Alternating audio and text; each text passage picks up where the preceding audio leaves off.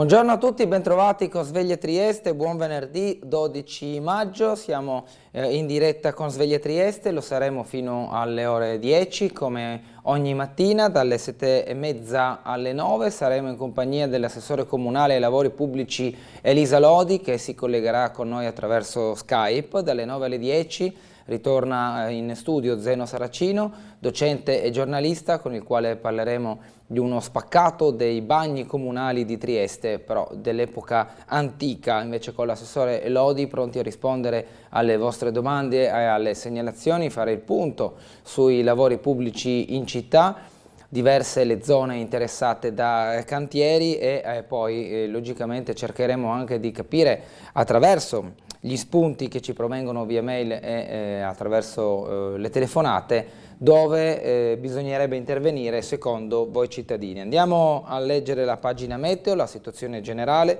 la depressione che sta interessando vaste zone dell'Europa centro-occidentale e l'Italia favorirà ancora sulla regione l'afflusso di correnti meridionali umide e a tratti piuttosto instabili. Per oggi, venerdì 12 maggio, al mattino sarà possibile cielo da nuvoloso a coperto con piogge sparse in genere moderate, in giornata nuvolosità variabile, ma saranno ancora probabili rovesci e temporali sparsi con piogge anche abbondanti, soprattutto nell'area del Pordenonese, quota neve attorno ai 1800-2000 metri circa. Le temperature minime sulla costa fra gli 11 e i 14 gradi, massime 15-17 gradi centigradi, sguardo anche a domani, sabato 13 al mattino sarà probabile cielo in prevalenza nuvoloso, piogge e rovesci sparsi, in giornata cielo variabile, maggiore presenza di sole verso la costa, ma saranno ancora probabili rovesci e temporali sparsi con piogge in genere moderate, in particolare sull'alta pianura e sulla zona montana.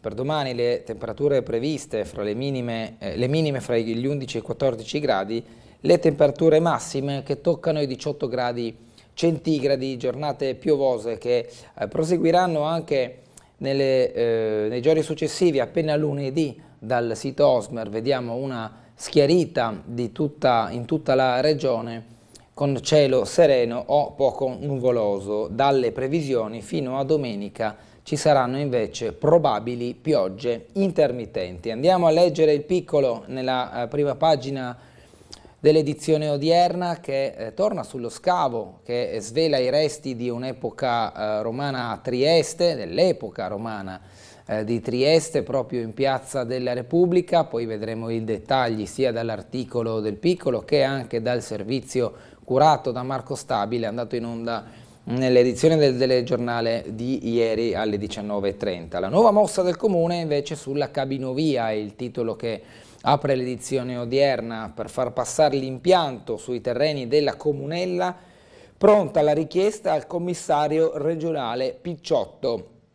Questa la delibera, nuova puntata della partita della cabinovia. Il Comune, con una delibera tornata in municipio dopo il passaggio nelle circoscrizioni, si rivolge al commissario regionale per la liquidazione degli usi civici Arturo Picciotto, lo scopo di trovare un modo per far passare l'impianto a fune sui terreni della Comunella di Opicina. Questo in sintesi, poi i dettagli nell'articolo alle pagine 20 e 21 all'interno della sezione della cronaca locale. Zelensky atteso domani a Roma, incontri con il Papa e la Premier con la visita blindata nella capitale. Il caso, il tifo dei Balcani occidentali per la vittoria di Erdogan negli affari internazionali, come si muovono i paesi anche in virtù delle elezioni nei paesi europei e non solo. Asse tra Meloni e Mantovano su Polizia e RAI, resa del ministro Giorgetti riguardo le nomine. Pisani alla guida della Polizia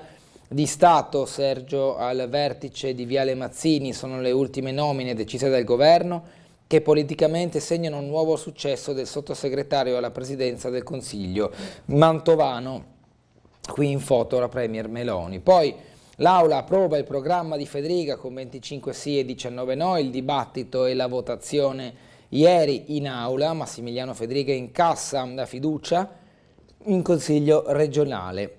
Le linee programmatiche ricevono 25 sì e 19 no, con maggioranza e opposizioni compatti. La seduta non risparmia qualche scintilla dalla sanità all'immigrazione ai dati dell'economia. e ieri si è svolto tutto in Consiglio regionale in piazza Oberdan. Ancora notizie, ci spostiamo alla cronaca. Per Meran si avvicina il trasferimento nella REMS in Liguria, parliamo di Alejandro Augusto Meran, colui quale uccise i 2 poliziotti Rotta e De Menego nella questura di Trieste all'ottobre del 2019. Per lui un trasferimento in una REMS, una struttura sanitaria di sicurezza che si trova in Liguria. L'articolo seguente che vediamo dalla prima pagina, il ricordo delle vittime del naufragio di Cutro, apre il Festival Sabir che ha avuto luogo nei giorni scorsi. Andiamo a leggere altri articoli dalla prima pagina. L'abolire i voti per una scuola vera, scrive Pieraldo Rovatti nell'articolo di oggi a pagina 19. Poi Giobatta in scena la nostra fine, alle pagine 30 e 31, invece, nella rubrica culturale del Piccolo. Asse sulle nomine tra Meloni e Mantovano, resa di Giorgetti, Pisani nuovo capo della polizia, Sergio nuovo AD della TV pubblica, rinvio sulla Guardia di Finanza. Poi la chiappa latitanti che ha sfidato il boss della Camorra, Pisani arriva alla guida della Polizia di Stato dopo una lunga carriera da investigatore. Il manager centrista, astuto navigatore che piace a destra, Sergio, approda al vertice di Viale Mazzini dopo 6 anni trascorsi a svecchiare la radio. Nato a Roma nel 1960, laurea in scienze politiche e scienze della comunicazione, Sergio approda in Rai nel 2004 come responsabile nell'area nuovi media, incarico che svolge fino al 2007, è stato presidente di Rai Way per poi passare alla direzione radio dal 2020 e nel consiglio di amministrazione di Raicom, una figura dunque già interna alla TV pubblica. La Rai giallo-nera, lunedì il voto del CDA, il Movimento 5 Stelle pronto a sostenere i vertici voluti da Meloni, in ballo c'è il ricollocamento di Giuseppe Carboni, ex direttore del TG1. Il leader della Lega, Salvini insiste, l'autonomia arriverà prima delle europee, ha detto il ministro Salvini, in questo caso più con la casacca da leader della Lega, nel processo di riforma delle autonomie delle regioni. Elly Schlein, la premier nostalgica degli editti di Berlusconi, dice la segretaria del Partito Democratico sulle nomine che sono state decise. L'appello di Mattarella, aiutiamo i giovani a crearsi una famiglia. Il capo di Stato chiede alla politica misure a sostegno della natalità. Le giovani coppie costrette a rimandare l'esperienza della genitorialità. Servono politiche per superare le difficoltà di carattere materiale e accesso ai servizi. C'è bisogno di sostenere i giovani con politiche fiscali, abitative e sociali che siano adeguate, ha detto il capo dello Stato. Se Meloni non manterrà le promesse, la credibilità del governo è a rischio. L'intervista ad Alessandro Rosina, il docente di demografia all'Università Cattolica di Milano. Fare un figlio deve essere una scelta che crea valore per il Paese e dunque si attendono misure importanti in tal senso. L'etnia da difendere. In 40 anni 11 milioni in meno di residenti. Lollo Brigida, il ministro, dice dobbiamo tutelare la cultura italiana. Pioggia di critiche dalle opposizioni. La segretaria del PD Schlein, queste parole sono estremamente sbagliate. Confronto politico anche sul tema demografico e quelle che sono le misure poi da poter mettere in campo. Ci spostiamo in Consiglio regionale in Friuli Venezia Giulia. Il programma di Fedriga ottiene la fiducia in aula, scintille su sanità e tasse, voto favorevole dal centrodestra al discorso di insediamento del Presidente, dalle opposizioni critiche anche sul nodo migranti, ignorata la rotta balcanica. Qui vediamo alcune delle foto del Consiglio regionale, sono quelle in grande che vedono l'opposizione, il consigliere del PD Martinez, la consigliere del Patto per l'Autonomia Massolino e il consigliere di Open Sinistra FVG Furio Onsel in questo grande mosaico di foto. Qui vediamo invece Antonio Calligaris in questa miniatura sulla sinistra che parla degli aiuti alle famiglie, lui il capogruppo della Lega, come capogruppo invece di Fratelli d'Italia Claudio Giacomelli che si concentra sul pubblico impiego. Bisogna portare al centro il problema del servizio pubblico e del pubblico impiego, dice Giacomelli, evidenziando una carenza di personale nella sanità e nella scuola, così come nella sicurezza. La sfida è grandissima e sarà quella di costruire un piano sul pubblico impiego con forte partenariato con il governo. Sulla sanità la priorità è iniziare a darsi un sistema di priorità, decidendo anche dove poter tagliare e invece dove dover investire. La new entry Emanuele Ferrari, presentatosi alle elezioni di aprile scorso nella lista della Lega per la circoscrizione di Tolmezzo, ha ufficialmente sostituito Barbara Zilli, che essendo stata candidata in 2 collegi, Tolmezzo e Udine, avendo scelto uno dei 2, libera un posto, in questo caso proprio a Emanuele Ferrari. Qui vediamo il presidente della regione mentre parlava in aula, il rebus del mini riassetto in caso di sì del TAR al ricorso. In attesa per il 28 giugno la decisione sull'iniziativa avanzata dai candidati di Insieme Liberi. Il loro ingresso scipperebbe seggi al patto per l'autonomia e lascerebbe a secco Open con la figura di rappresentanza di Furio Onsel.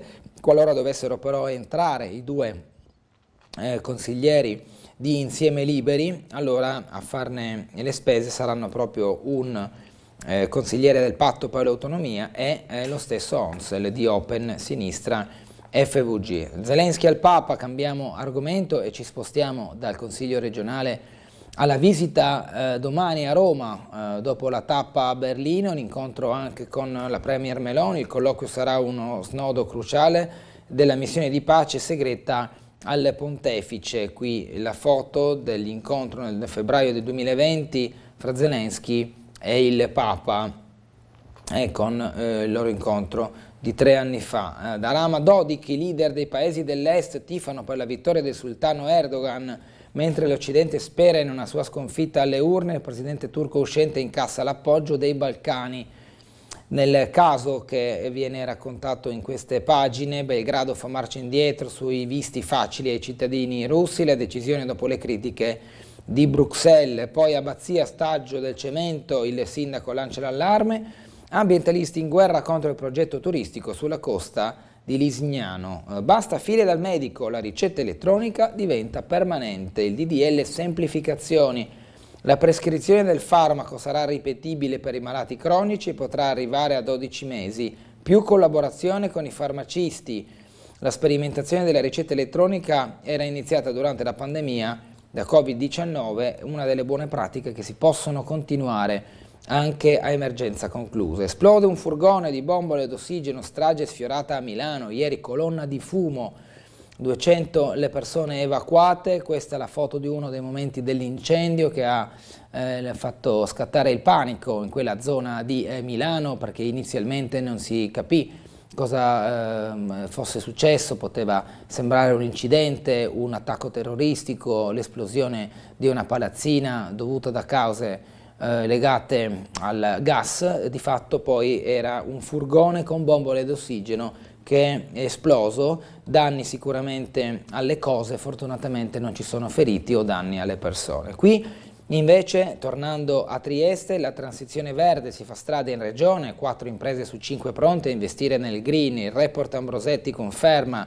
l'attenzione alla sostenibilità innescata anche dalla crisi energetica legata alla guerra. A livello italiano il 70% delle piccole e medie imprese prevede di aumentare la spesa in tecnologie entro il 2026. Sotto i riflettori anche la rigenerazione urbana da incoraggiare per ridurre il consumo del suolo.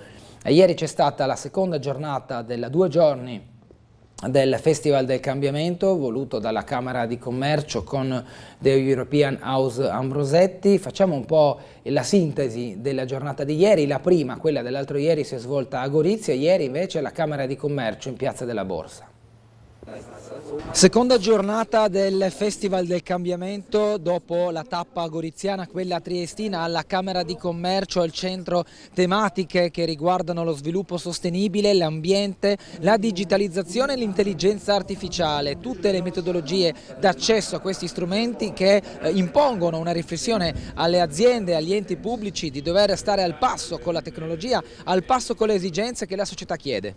Investire con successo significa anticipare ignorare le anticipazioni degli altri. Con questa frase del famoso economista britannico John Maynard Keynes, l'ingegner Lorenzo Tavazzi, partner e responsabile area scenario e intelligence del The European House Ambrosetti, ha chiuso il suo intervento odierno nella prima parte del Festival del Cambiamento. Rapidità e adattamento, sostenibilità ambientale, sociale e di governance, snellire la burocrazia, i macro capitoli affrontati stamane. Il presidente della Camera di Commercio della Venezia Giulia, Antonio Paoletti, che ha aperto l'appuntamento odierno, si concentra sul ruolo trainante che le imprese più grandi possono rappresentare per un'intera filiera, ovvero se un'azienda leader si adopera in modo incisivo sulla sostenibilità ambientale, le tante piccole imprese che le ruotano attorno come indotto saranno portate sulla stessa direzione. In questa regione abbiamo delle aziende leader, no? Delle aziende trainanti che stanno attenti ai temi di ESG.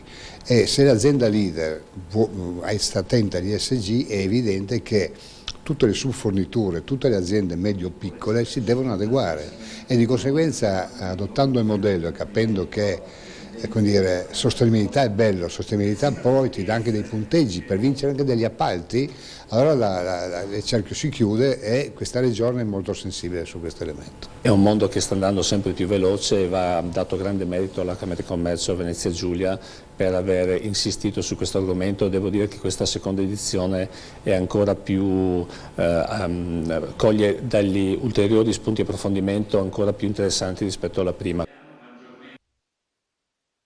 Quando sentiamo il presidente della Camera di Commercio della Venezia Giulia Paoletti parlare di ESG, si tratta delle pratiche di sostenibilità ambientale, sociale e di governance, proprio come esempio che se le grandi aziende riescono a portare nell'economia di un territorio, poi a catena coinvolgono anche le filiere sottostanti. Intelligenza artificiale, rischi per l'umanità, la sfida delle regole e dell'uso consapevole, uno degli altri grandi argomenti trattati in questi 2 giorni del Festival del Cambiamento è proprio la tecnologia vocata poi all'impresa, all'intelligenza artificiale come nuova avanguardia per lo sviluppo di tecnologie che vadano dal biomedicale al commercio, dallo sviluppo scientifico anche della ricerca all'industria, con i rischi però del caso quando si demanda troppo alla macchina e si perde anche il contatto con il valore umano o con quelle che sono le elasticità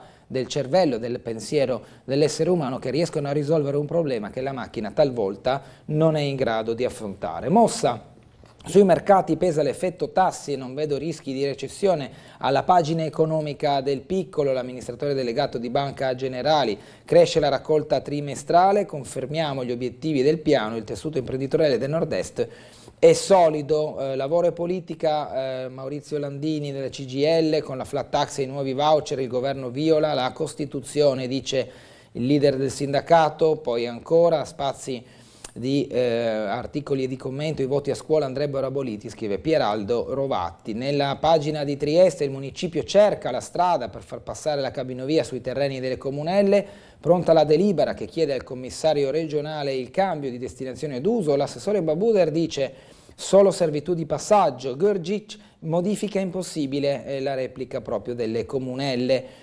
Andiamo alle pagine seguenti per vedere invece cosa accade in via Mazzini, piazza della Repubblica. Dagli scavi emerge l'antica Tergeste, resti archeologici del IV-V secolo d.C., svelati grazie ai lavori per riparare il guasto, pezzi di anfore, ceramiche e intonaci. Ieri è emerso tutto ciò, andiamo a sentire di più, quindi dettagli nel servizio.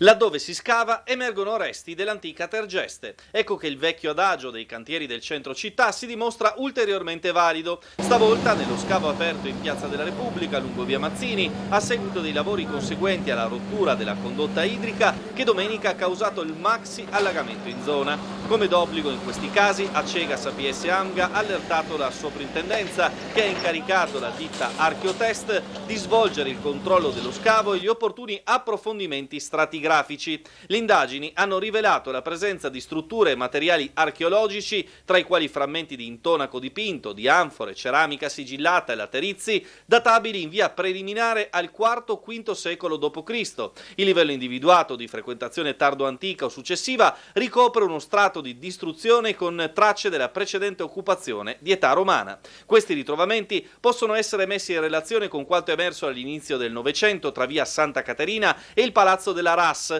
tracce di una strada lastricata in arenaria, resti di un edificio di culto dedicato alla Bona Dea e di abitazioni con pavimenti a mosaico e in coccio pesto, tutti riferibili all'età romana. Le verifiche archeologiche condotte in questi giorni permettono dunque di aggiungere un importante tassello nella comprensione della Tergeste antica. I dati emersi infatti confermano la presenza di una stratigrafia archeologica ancora ben conservata, pertinente all'insediamento di età romana, tardo-antica e medievale, in aree dove a seguito dei lavori di urbanizzazione della città moderna, susseguitesi a partire dall'Ottocento, si pensava perduta ogni traccia del passato. I lavori condotti in stretta sinergia hanno permesso di realizzare un'investigazione archeologica mirata, senza incidere sui tempi tecnici necessari all'intervento di messa in sicurezza e di ripristino dell'area. Seguiamo la lettura del piccolo, ok a 3 alienazioni, ora parola al Consiglio, la seduta della quarta commissione, riunione della quarta commissione consigliare presieduta da Lorenzo Giorgio di Forza Italia. Ieri con all'ordine del giorno 3 delibere di carattere catastale. Nella prima si è discusso dell'autorizzazione all'alienazione dell'Istituto per Ciechi Rittmeyer di una particella di 25 metri quadri presente fra le vie Ovidio e Romagna e attualmente di proprietà comunale. Un terreno specificato l'assessore ai lavori pubblici Lodi che è già dato in concessione all'istituto per attività di orto e giardino perché è stato stimato 14.500 euro. L'alienazione ha già ottenuto il parere favorevole della terza circoscrizione. Sul tema la consigliera Pucci ha chiesto se la finalità rimarrà la stessa dopo la vendita a terzi, domanda evasa dai rappresentanti degli uffici tecnici presenti in aula, secondo i quali l'area potrebbe essere trasformata in parcheggio, cioè in base alla stima fatta alla particella. Accanto invece leggiamo il viaggio inaugurale del treno ibrido Blues per i trasporti, il primo viaggio in Friuli Venezia Giulia del treno regionale ibrido Blues di Trenitalia ieri con partenza dalla stazione di Trieste in direzione Udine. All'appuntamento ha preso parte anche l'assessore regionale all'infrastruttura e territorio Cristina Amirante, a bordo con il direttore di Trenitalia del Friuli Venezia Giulia Elisa Nannetti. Merano invece siamo alla pagina giudiziaria, pronto il trasferimento nella Rems vicina alla Spezia, responsabile del doppio omicidio in questura. Il giovane è assolto in appello per incapacità di volere, è già uscito dal carcere di Verona e si trova in un'apposita struttura ospedaliera per la fase cuscinetto prima del trasferimento, come abbiamo visto dal titolo, a una struttura psichiatrica protetta vicina a La Spezia. Qui il volto del ragazzo. De Bortoli, nominato procuratore a Gorizia dal plenum del CSM, attualmente è sostituto a Trieste e dunque ricoprirà questo importante incarico a Gorizia. E poi i disegni dei detenuti coloro nel sotterraneo fra carcere e tribunale, presentato il video dell'iniziativa che ha coinvolto per 3 mesi 6 ospiti della casa circondariale seguiti dal Dipartimento di Salute Mentale. Qui vediamo nelle immagini alcune delle opere seguite dai detenuti che dunque hanno partecipato a questa attività interna al penitenziario. Centro Migranti, il prefetto annuncia un vertice a breve. Festival Sabir debutta a Revoltella nel ricordo delle vittime di Cutro. Tra i primi interventi quello di Alidad Shiri, portavoce dei familiari, che ha parlato dei giorni passati a cercare invano il corpo del cugino. Qui il tavolo dei relatori, prima a sinistra il prefetto Signoriello nella foto, poi invece a destra vediamo l'auditorio che era affollato di persone in questo incontro, l'appuntamento raccontato in questo articolo da Francesco Codagnone. La pagina successiva torna sull'intelligenza artificiale che entra nell'escape room, l'esordio in città con un viaggio su Marte, la proposta lanciata da XH Studio, già operativo con la stanza del CSI, inaugurazione il prossimo mercoledì, soluzioni per tutte le età in questa escape room che fa uso proprio dell'intelligenza artificiale per rendere più accattivante l'esperienza proprio per chi andrà in visita a cimentarsi in questa nuova Escape Room. Domani torna nei punti vendita Coop Dona la Spesa per la colletta alimentare. Qui una precedente edizione di Dona la Spesa alle Torri d'Europa con i volontari e le borse della spesa per l'appunto che poi vanno donate alle persone meno fortunate. Muggia punta sugli sponsor per la cura di parchi e aiuole, l'avviso per intercettare la manifestazione di interesse, sempre a Muggia a breve gli sfalci nel parco dell'Ospo, e poi doppietta di Kociancic nel concorso dei vini chiuso dalla Maienza. Petaros e Slavez primi nei contest dell'olio invece. Arriva nella baia di Sistiana la nuova gestione high-tech dei parcheggi, il Ligure Gesto Park, già operativa a Gorizia e Grado. Ha vinto la gara bandita dal comune di Duino a Orisina, a breve l'avvio del servizio. Qui una veduta del porticciolo con a sinistra l'area parcheggi destinata al rinnovo della gestione. Imposte immobiliari invariate a Morrupino, invece nello spazio dedicato alla provincia. Il sindaco Gianni Bartoli, ricordato a 50 anni dalla morte al centro Paolo VI, qui una delle foto di questo momento di omaggio. Poi il ritrovo dei maggiolini e delle Porsche nel raduno, domani alle 9 alle 11, ritrovo informale di maggiolini e vetture e veicoli derivati dal piazzale di fronte alla stazione di Campomarzio, bene accette anche tutte le Porsche raffreddate ad aria. E qui una foto di alcuni di questi veicoli anche storici. 3 i momenti del Memorial Day del SAP, Sindacato Autonomo di Polizia, a cui momento di cerimonia è stato ripreso in questa foto del piccolo. Lo spazio culture, Covatta, porto in scena la nostra estinzione totale dopo i dinosauri, l'umanità, il comico oggi alla Boschetta di Dobbia, ospite nella seconda giornata del Festival dell'Acqua con lo spettacolo 6 gradi dedicato alla catastrofe del surriscaldamento del pianeta. Il mio mestiere serve a raccontare storie universali, questa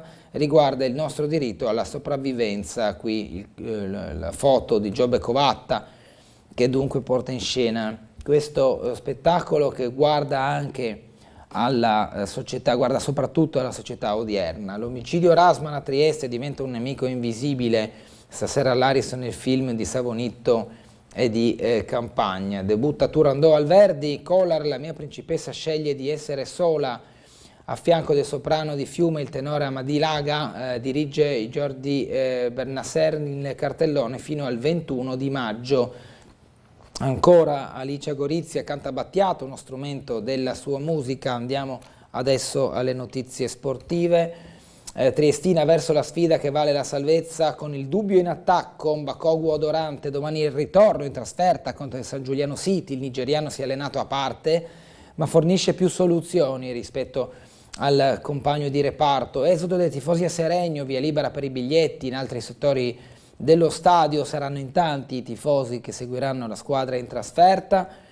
E possibili per quanto riguarda la formazione anche altre mosse, con Tavernelli fuori dagli 11, cresce la candidatura di Minesso che si è allenato bene in questi giorni. I supporter dell'Unione nominano Mattia Felice l'abardato dell'anno in una stagione che non ha visto brillare fondamentalmente nessuno dei giocatori della Triestina, vista la posizione in classifica e il basso rendimento di quest'anno, però insomma a ricercare uno dei giocatori che ha fatto qualcosina di più rispetto ai compagni, il Centro Coordinamento Triestina Club con anche le altre realtà del tifo organizzato hanno premiato Mattia Felici. Futurosa, siamo al basket, serata amara, dopo un solo anno deve scendere in Serie B, sconfitte già all'andata, le rosanero devono arrendersi al Carugate anche sul parquet dell'Allianz Dome. Basket di Serie A2 femminile che si conclude così per le ragazze allenate da Alessio Scala qui in foto. Ancora basket nel futuro, da costruire la grana dei giocatori liberati per colpa della retrocessione.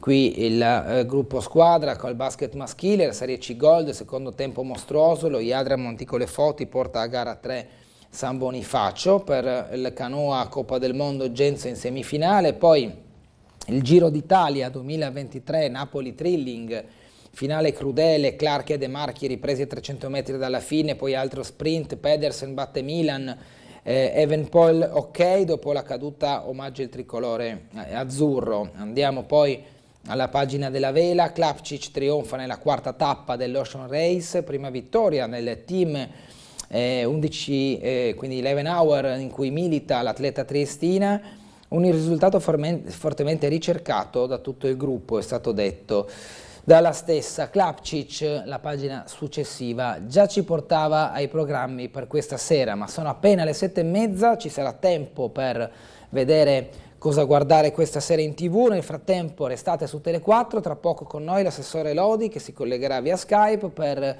il punto della situazione dei lavori pubblici in città, tra poco.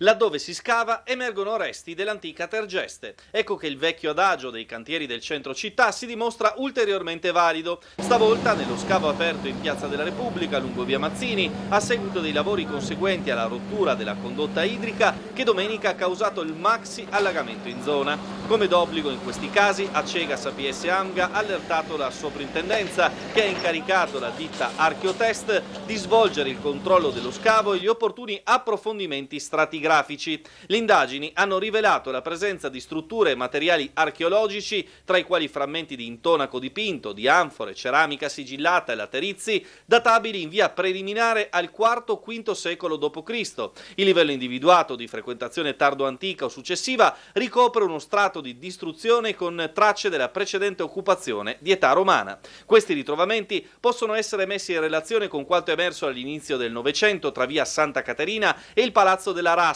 tracce di una strada lastricata in arenaria, resti di un edificio di culto dedicato alla Bona Dea e di abitazioni con pavimenti a mosaico e in coccio pesto, tutti riferibili all'età romana. Le verifiche archeologiche condotte in questi giorni permettono dunque di aggiungere un importante tassello nella comprensione della Tergeste antica. I dati emersi, infatti, confermano la presenza di una stratigrafia archeologica ancora ben conservata, pertinente all'insediamento di età romana, tardo-antica e medievale, in aree dove a seguito dei lavori di urbanizzazione della città moderna, susseguitesi a partire dall'Ottocento, si pensava perduta ogni traccia del passato. I lavori condotti in stretta sinergia hanno permesso di realizzare un'investigazione archeologica mirata, senza incidere sui tempi tecnici necessari all'intervento di messa in sicurezza e di ripristino dell'area.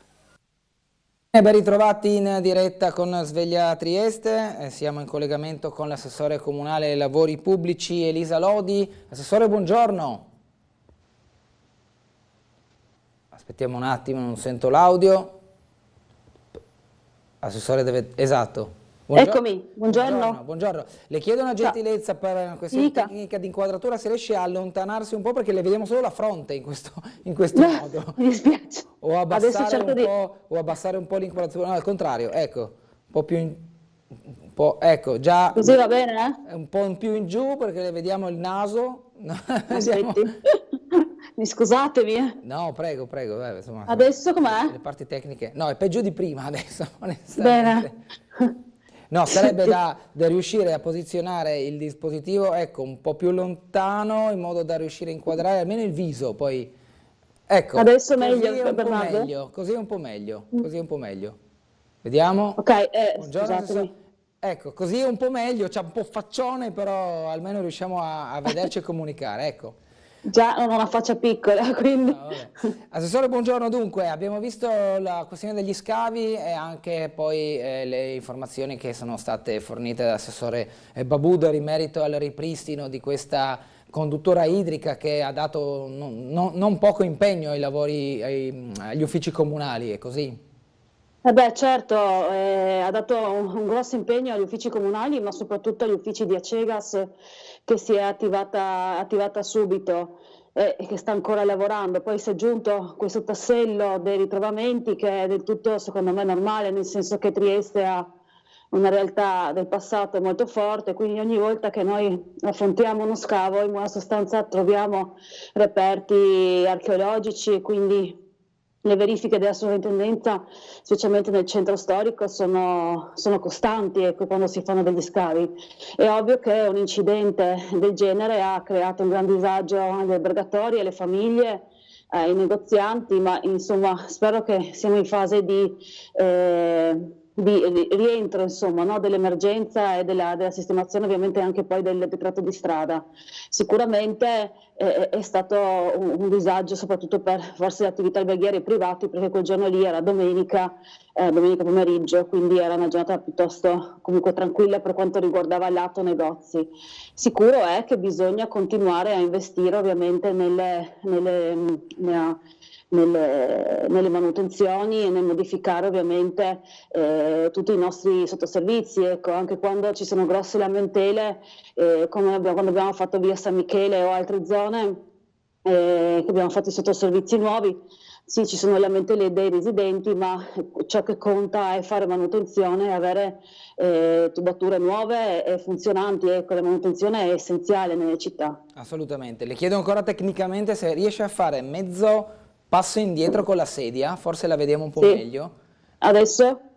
No, ancora come prima, no. Il problema è quando si alza, che va verso il soffitto, l'inquadratura. Così? Ecco. Meglio più in basso, ecco, così, meglio così. Va bene. Così decisamente meglio. Abbiamo una telefonata, sentiamo chi è in linea, buongiorno. Si sente? Sì, prego. Dunque, buona giornata carissimo dottor Bernardo e alla gentile ospite e gradita l'assessore Lisa Lodi, che a mio giudizio è bravissima a gestire il suo assessorato. Sono Claudio Visentini. Ricordo nell'ordine le tante attività di cui si è occupata, segnatamente il polo sportivo di San Giovanni, i conclusi lavori al Museo del Risorgimento, ora più accessibile a tutti, il piano del Porto Vecchio. Le faccio cortese domanda per sapere se verrà realizzato l'ascensore per la chiesa di Santa Maria Maggiore vicino all'INAI e se verrà ripristinata la rabarda sul Colle di San Giusto, se è nei progetti del suo assessorato. Grazie e porti una carezza al suo bellissimo bambino Rocco. Buon lavoro. Dunque, palestra di San Giovanni, ascensore chiesa Santa Maria Maggiore e poi la Labarda a San Giusto. Assessore, se vogliamo rispondere a Visentini. Intanto grazie ovviamente al signor Visentini. Argomenti diversi ma tutto inerenti alle opere pubbliche. Allora, per quanto riguarda il centro di San Giovanni, quindi penso che si riferisca ovviamente alle palestre, è un progetto che deve andare avanti. Purtroppo abbiamo avuto il rincaro dei prezzi, l'aggiornamento dei prezzi e anche del progetto esecutivo che non era del tutto perfetto, quindi gli uffici l'hanno rivisto anche in questi mesi e quindi contiamo di bandire le gare quest'estate. Abbiamo anche incrementato le risorse destinate a quell'impianto per far partire questo appalto, quindi l'interesse c'è, perché c'è a Trieste, oltre a una fame, come si dice spesso, di campi di calcio, anche di spazi per fare attività all'interno delle palestre, spazi peraltro omologati, quindi accessibili al pubblico. Sì. Quindi questo progetto deve andare avanti e ha ricevuto peraltro anche una parte di contributo regionale, quindi siamo anche responsabili di doverlo portare avanti. L'ascensore, noi abbiamo un progetto di fattibilità nel cassetto e non nascondo il fatto che è interessante come intervento. Quello che possiamo fare è chiedere dei finanziamenti ad hoc per realizzarlo, perché in questo momento, io sarò assolutamente sincera, abbiamo il comune è un comune virtuoso, ha anche dell'avanzo, come sapete verrà discusso in una prossima variazione, ma le opere da mandare avanti, cioè quelle che sono state progettate e che hanno avuto un aumento dei prezzi, tra quelle, oltre a quelle finanziate con fondi PNRR che prevedono delle parti di contributo che derivino, che siano dell'ente o anche loro dell'aumento prezzi, hanno una priorità, quindi bisogna mandare assolutamente avanti queste opere, devono essere finanziate. Poi abbiamo tutto un tema in questa variazione di bilancio sull'edilizia scolastica, dove stiamo facendo dei grossi investimenti, poi i frutti li vedremo probabilmente tra qualche anno, e quindi l'ascensore in questo momento il comune non può farsi carico di finanziarlo con risorse sue. Quello che possiamo fare, che farò anche perché vorrei incontrare a breve l'assessore alle infrastrutture della regione, Giulio Venezia Giulia, il nuovo assessore, e di far presente, ecco, queste opere che ha in animo il Comune di Trieste, insieme a tutte quelle che sta portando avanti attraverso contributi regionali, tra cui c'è anche questa opera che in realtà è portata avanti da anni, richiesta da anni anche da una parte del Consiglio Comunale. Per quanto riguarda invece la Labarda, anche la Labarda è già nei progetti del Comune. Noi abbiamo circa, se non sbaglio, intorno ai 3 milioni, 2 milioni e mezzo di euro destinati al Colle di San Giusto, una riqualificazione. Anche questa finanziata una quota parte della Regione, e all'interno di questo progetto, che riguarderà la riqualificazione del Colle di San Giusto in accordo con la sovrintendenza, quindi tutto il piazzale dove adesso arrivano i pullman, la sistemazione dei marciapiedi e le asfaltature, e quindi dando un segno, diciamo, un impatto più decoroso, più bello e più confortevole ovviamente per tanti turisti che arrivano sul colle. C'è anche la questione relativa alla sistemazione della Labarda di San Giusto, che ormai, insomma, è in uno stato che non è decoroso. Insomma, anche questa è prevista nell'intervento di riqualificazione del colle. Bene, allora leggo una mail velocemente, dice: chiedo all'assessore Lodi perché non si torna alla vecchia maniera con dei settori per le manutenzioni in varie parti della città con del personale responsabile dei lavori, quindi distrettualizzare i lavori. Credo che ormai sia una prassi abbandonata, c'è un accentramento, no, di questo tipo di gestione. Sì, in realtà diciamo che rispetto al passato, a quello che era, è cambiato molto all'interno dell'ente pubblico in generale, no? I costi sono elevati anche del personale. Sì, c'è stato un cambio di rotta in questo comune perché abbiamo fatto molte assunzioni, ma in buona sostanza è stato diviso a settori non all'interno delle strade, e non si riesce più a suddividere a settori che possono essere circoscrizionali o rionali. Sostanzialmente le manutenzioni stradali e marciapiedi vengono divise secondo zone, quindi zona sud, zona nord, est della città, per poter fare dei lotti che comprendano alcune zone senza entrare troppo nel dettaglio. Poi all'interno di questi lotti vengono ovviamente previsti ogni anno un elenco per ogni lotto di vie all'interno di quella zona nord, est, sud che sia, delle strade che interesseranno quell'intervento manutentivo. Ok, andiamo a sentire ancora una telefonata. Buongiorno. Buongiorno Gulotta, buongiorno a lei e all'assessore Lodi. Buongiorno signora. Volevo chiedere all'assessore Lodi, so che ci sono stati tanti inconvenienti in questi ultimi tempi, ma com'era il progetto programmato per la spiaggia per cani a Barcola? Spiaggia per cani a tutto qua, grazie. Grazie Nivea. Il progetto, sì, questo è un tema che avrebbe voluto portare all'attenzione anche oggi di Sveglia Trieste. Nel senso che il progetto va avanti, nel senso che stiamo bandendo la gara, è un progetto da 250.000 euro e su parere e su richiesta della regione che è competente per il demanio è stato richiesto di effettuare i lavori non in periodo estivo. Quindi diversamente da quanto pensavamo noi, che di riuscire a fare, vi dico la verità, i lavori nel periodo estivo, anche perché non avrebbero inciso pesantemente sulle attività stagionali, quindi l'accesso al mare, perché è una zona tra ex Cedas e Pane Quotidiano, quindi non utilizzata per accedere al mare perché è una scogliera di fatto un po' difficoltosa adesso in questo momento per l'ascesa al mare. La regione ci ha chiesto di non farlo a stagione avviata. Quindi di fatto noi comunque abbiamo bandito la gara, avremo a breve anche il nome dell'impresa che si giudica l'appalto e quindi aspetteremo la fine della stagione, quindi settembre, e faremo partire i lavori al cantiere a settembre, ma avremo già la ditta pronta in queste settimane.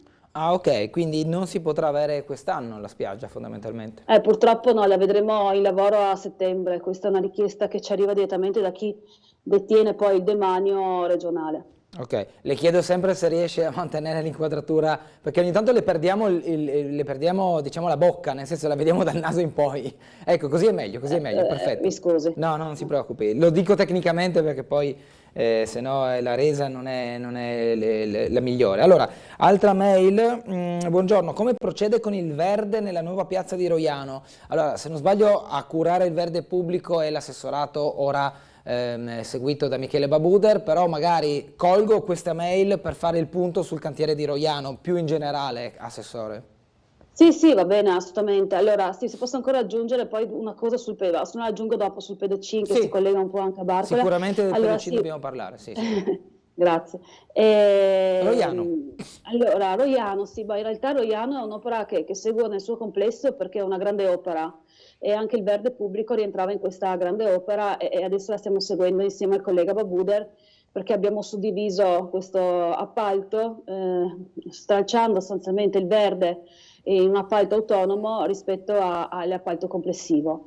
Diciamo che complessivamente l'appalto sta andando bene, abbiamo avuto dei rallentamenti dovuti purtroppo, questo era un evento imprevedibile, all'intervento sulla strada a fianco al cantiere di Montorsino che ha portato via alcuni mesi, ma era indispensabile per una questione di sicurezza doverlo fare, ma insomma questo ci sta nell'incognito, no, dei cantieri.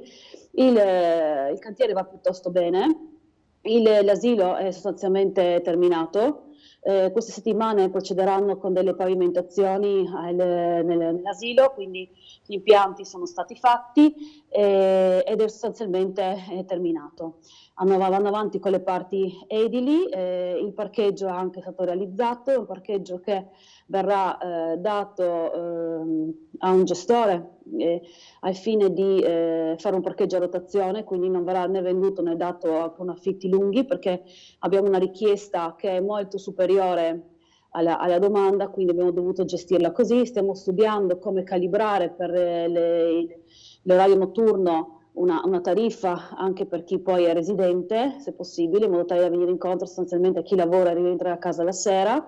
E il lotto della parte verde è un lotto che verrà appaltato a parte, è di valore di circa 1,4 milioni, 1,6 milioni, è dedicato solo al verde, quindi agli arbusti, alla zona verde dedicata ai bambini, alla parete di roccia, piuttosto che all'area cani. Quindi è un lotto dedicato, ci saranno delle varie piantumazioni, state studiate ovviamente dagli uffici del verde, la tipologia di piantumazioni. Avremo degli alberi che non saranno subito ad altissimo fusto, ecco, mi permetto di dirlo per tutti le persone che ce lo chiedono quotidianamente. È difficoltoso, se non quasi impossibile, riuscire a piantumare alberi di grosso fusto perché avrebbero un impatto devastante nel senso di poter radicare poi lì le radici, quindi l'albero verrà piantumato in una misura non troppo grande già, quindi avremo questa parte verde che verrà a crescere nel corso degli anni.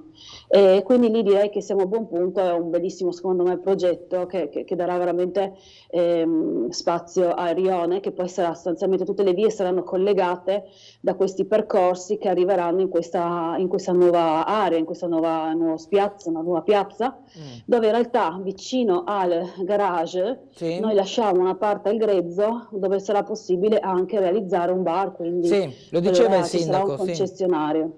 Sì, ce lo diceva il sindaco che proprio vicino al parcheggio poi c'è una zona dove potrebbe sorgere un bar, insomma, una rivendita soprattutto di generi alimentari proprio per far fruire al meglio l'area verde, potersi bere magari un caffè, una Coca-Cola, un'acqua, quello che è, godendosi dell'area verde, del giardino e così.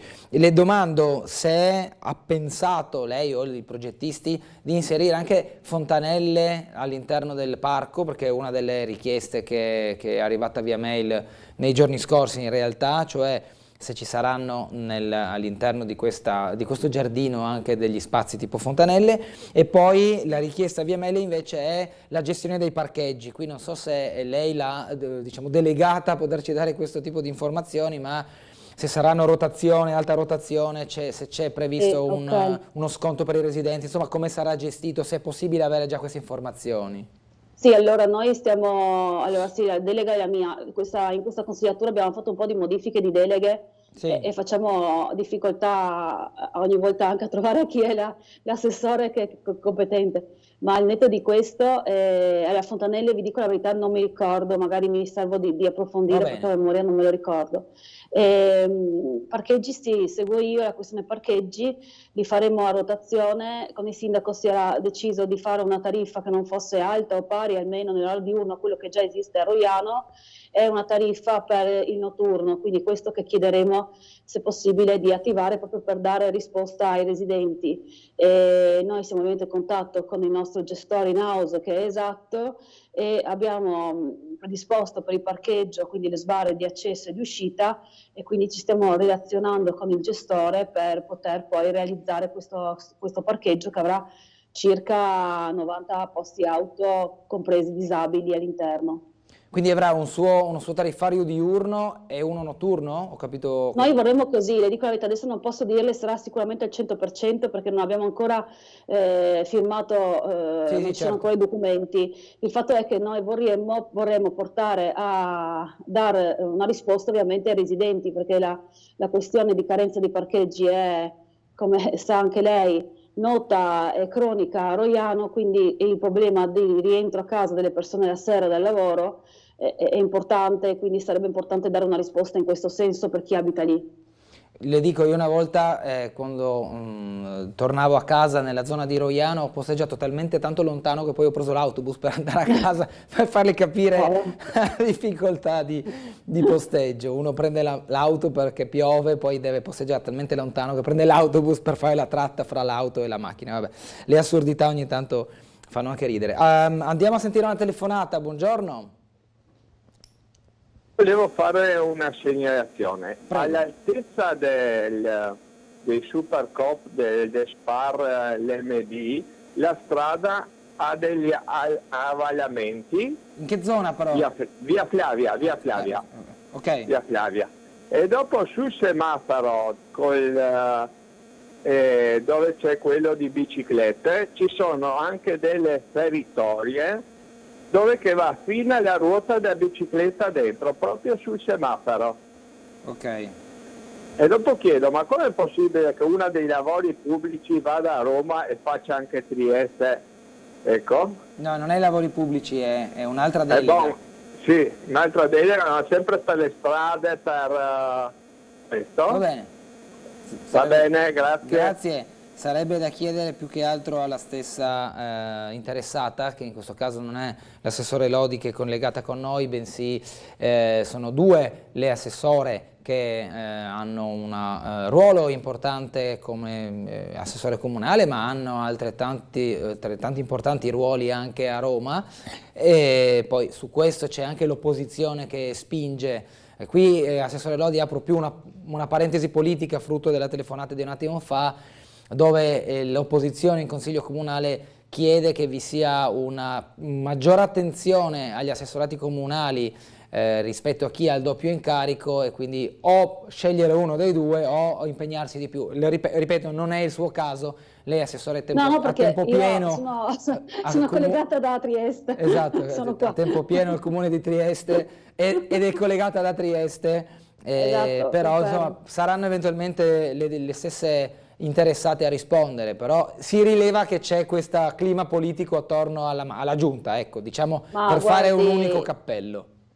Sì, faccio un cappello anche volentieri, anche in considerazione delle uscite dell'opposizione dell'altro ieri in merito alla giunta, in merito a cosa fa la giunta in città e anche al tema delle mie colleghe. Diciamo che la giunta poi è uscita anche con un comunicato stampa perché certe volte mi sembra di vivere in due città diverse, mi sembra che l'opposizione si stia perdendo nella ricerca di se stessa, nel senso che al netto del fatto che sulla città abbiamo visioni diverse, ma probabilmente frequentiamo due città diverse ogni giorno, trovo assolutamente sterile ciò che dicono su quello che si fa dal punto di vista del turismo, dei sociali piuttosto che dei lavori pubblici. Per quanto riguarda le mie colleghe, loro non hanno bisogno di mie difese, ma posso assicurare, al netto del fatto che c'è stato anche un cambio di deleghe recentemente, no? È subentrato il collega Babuder che fa la parte urbanistica, traffico, verde pubblico e manutenzione di strade, e quindi c'è stata una sostituzione rispetto alla delega del consigliere, dell'assessore, scusatemi, Lo Bianco, a cui è subentrata la collega Savino. Io ho la mia collega, che peraltro è anche di Fratelli d'Italia, che è Nicole Matteoni, è deputata a Roma, ma assicuro che io e lei ci sentiamo quotidianamente, anche se fisicamente alcuni giorni della settimana si trova in Parlamento, vi assicuro che l'impegno c'è, e per quanto riguarda i temi che ci riguardano e che ci coinvolgono, lei è sempre presente. Io e lei siamo in contatto praticamente quotidiano ed è presente nel suo assessorato praticamente ogni volta che è a Trieste. Quindi l'impegno da parte di questa giunta, per le deleghe che ha, di tutti i componenti della giunta, e la presenza c'è, e la presenza si vede anche ovviamente dalle presenze in consiglio comunale, la presenza degli assessori. Lamentavano la mancanza degli assessori, ma sostanzialmente quando ci sono i temi che riguardano i singoli assessori sono praticamente presenti. Sì, metta un appunto su via Flavia: questi avvallamenti e queste feritoie nelle vicinanze dei supermercati e del semaforo, che rende difficoltoso talvolta per chi attraversa anche in bici quel tratto di strada, ecco, giusto per... Assolutamente sì, segnalerò ovviamente il riporto anche al mio collega Babuder. Aggiungo anche che avere delle colleghe a Roma che abbiano la possibilità di comunicare con i ministri, i ministeri, è importante per questa città, perché questa città ha grandi opere in mano, tra cui Porto Vecchio e la sua riqualificazione e rigenerazione urbana, ha grossi finanziamenti, e quindi avere anche un contatto diretto tramite loro è molto importante. Abbiamo un'altra telefonata, poi le chiedo del Pedocin quali sono i dettagli, ma prima sentiamo chi è in linea con noi. Buongiorno. Buongiorno, sono in linea. Prego. Nadia Bellina. Buongiorno un Nadia. Un saluto a lei e un saluto anche all'assessore Elisa Lodi. Buongiorno Nadia Bellina, presidente del consorzio Centro in Via Insieme Opicina. Prego. Allora, volevo chiedere all'assessore. Sì. Io e lei siamo state in banca dal presidente perché ci aveva promesso, infatti poi ci ha dato anche l'ok, per riparare quella rotonda che è davanti la chiesa a Opicina, della chiesa San Bartolomeo. Perché dovevamo riparare quella rotonda lì, e poi volevo chiedere all'assessore anche i marciapiedi che vanno poi dalla chiesa fino oltre il ponte, sono veramente in condizioni disastrose, pericolose, non si può passare né con una carrozzina, e non possono camminare neanche le persone che non hanno una buona deambulazione. Okay. E volevo sapere, era già in programma 2 anni fa, poi 1 anno fa, e volevo sapere se è in programma questa cosa qui. Poi so che anche l'assessore è andato a vedere, che avevo fatto presente, la chiesa di Trebiciano. So che siete stati a vedere anche per mettere a posto la chiesa di Trebiciano, volevo sapere se anche lì ci sono delle tempistiche, se è in programma qualcosa. Ok. Grazie Vi Nadia. saluto e vi ringrazio. Grazie a Buona lei. giornata. Grazie. Allora, assessore, se vuole rispondiamo subito. Sì, rispondo subito. Allora, Vicina, per quanto prego. riguarda, è vero, per quanto riguardava la rotatoria, che doveva essere riqualificata anche grazie all'intervento della banca e della direzione della banca, e quindi io avevo approvato questo progetto. Adesso la metterò in contatto con il collega Babuda, perché segue lui ormai la questione relativa a marciapiedi e strade e viabilità, e anche per quanto riguarda i marciapiedi, perché era un tema infatti che avevamo affrontato 2 anni fa, era venuta su anche con il sindaco, e quindi anche quello era in previsione. Per quanto riguarda invece la questione relativa alla chiesa, è vero, abbiamo fatto un sopralluogo, la chiesa ha bisogno di un intervento, ci sono delle infiltrazioni di umidità che arrivano dal basso, ed abbiamo in animo ovviamente di farlo. Questo inverno abbiamo fatto un grosso intervento, abbiamo fatto un grosso intervento in chiesa di San Giovanni, che ha portato via diverse risorse, vi dico la verità. Quindi adesso dobbiamo sistemare il lotto chiese, e quindi anche la chiesa verrà fatta. Ecco, quindi io penso che comunque sia una cosa che affronteremo con l'autunno. Ok, andiamo in pubblicità, breve pausa, torniamo tra poco con le altre telefonate, poi le chiedo anche del Pedocina. Tra poco.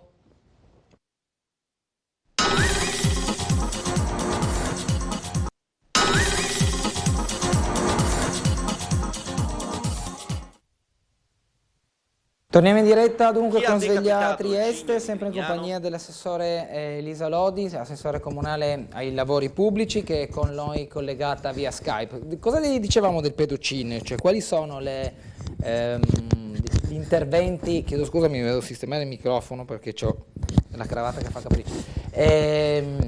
Gli interventi sul pedocin, poi le domando anche se è a conoscenza del fatto che c'è il posteggio che è stato, diciamo, destinato ai crocieristi e che quindi può mettere un po' in ambass i frequentatori, magari non come in giornate come quelle di oggi, però come viene la bella stagione sappiamo che la lanterna viene presa d'assalto, assessore. Sì, mi sentite? Sì, sentiamo. Sì, sì. Ok, bene, allora sì, per quanto riguarda il pedocin, sì, sono tutte tematiche che stiamo seguendo direttamente dal comune. Allora, lunedì avremo l'avvio delle fondazioni del nuovo gazebo che verrà sistemato lato uomini, quindi avremo questi lavori in corso che partiranno salvo a tempo lunedì.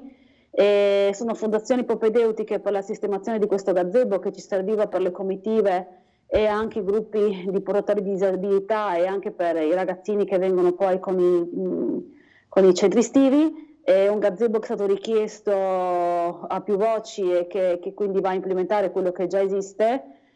Quindi trascorsi 20 giorni dalle fondazioni, dalla sistemazione delle fondazioni, poi monteremo finalmente il gazebo, quindi dando anche risposta alla richiesta dei frequentanti. Sì. Abbiamo poi in animo quindi di fare, io penso ormai a settembre-ottobre, perché la stagione, salvo queste giornate che sembrano invernali, ormai è iniziata, di creare dei tabelloni con delle foto del pedocin antiche, da recuperare ovviamente nell'archivio del comune. Faremo quindi questi lavori piccoli, lavori edili di manutenzione con queste pannellature che raccontino la storia della città, della città, ma soprattutto del pedocin, con foto storiche in due lingue, in inglese, in italiano e in inglese, in modo tale che ci sia la storia che racconti cos'è, cioè che ci sia la storia che possa raccontare quindi cos'è veramente il pedocin per tutti i turisti che poi arrivano lì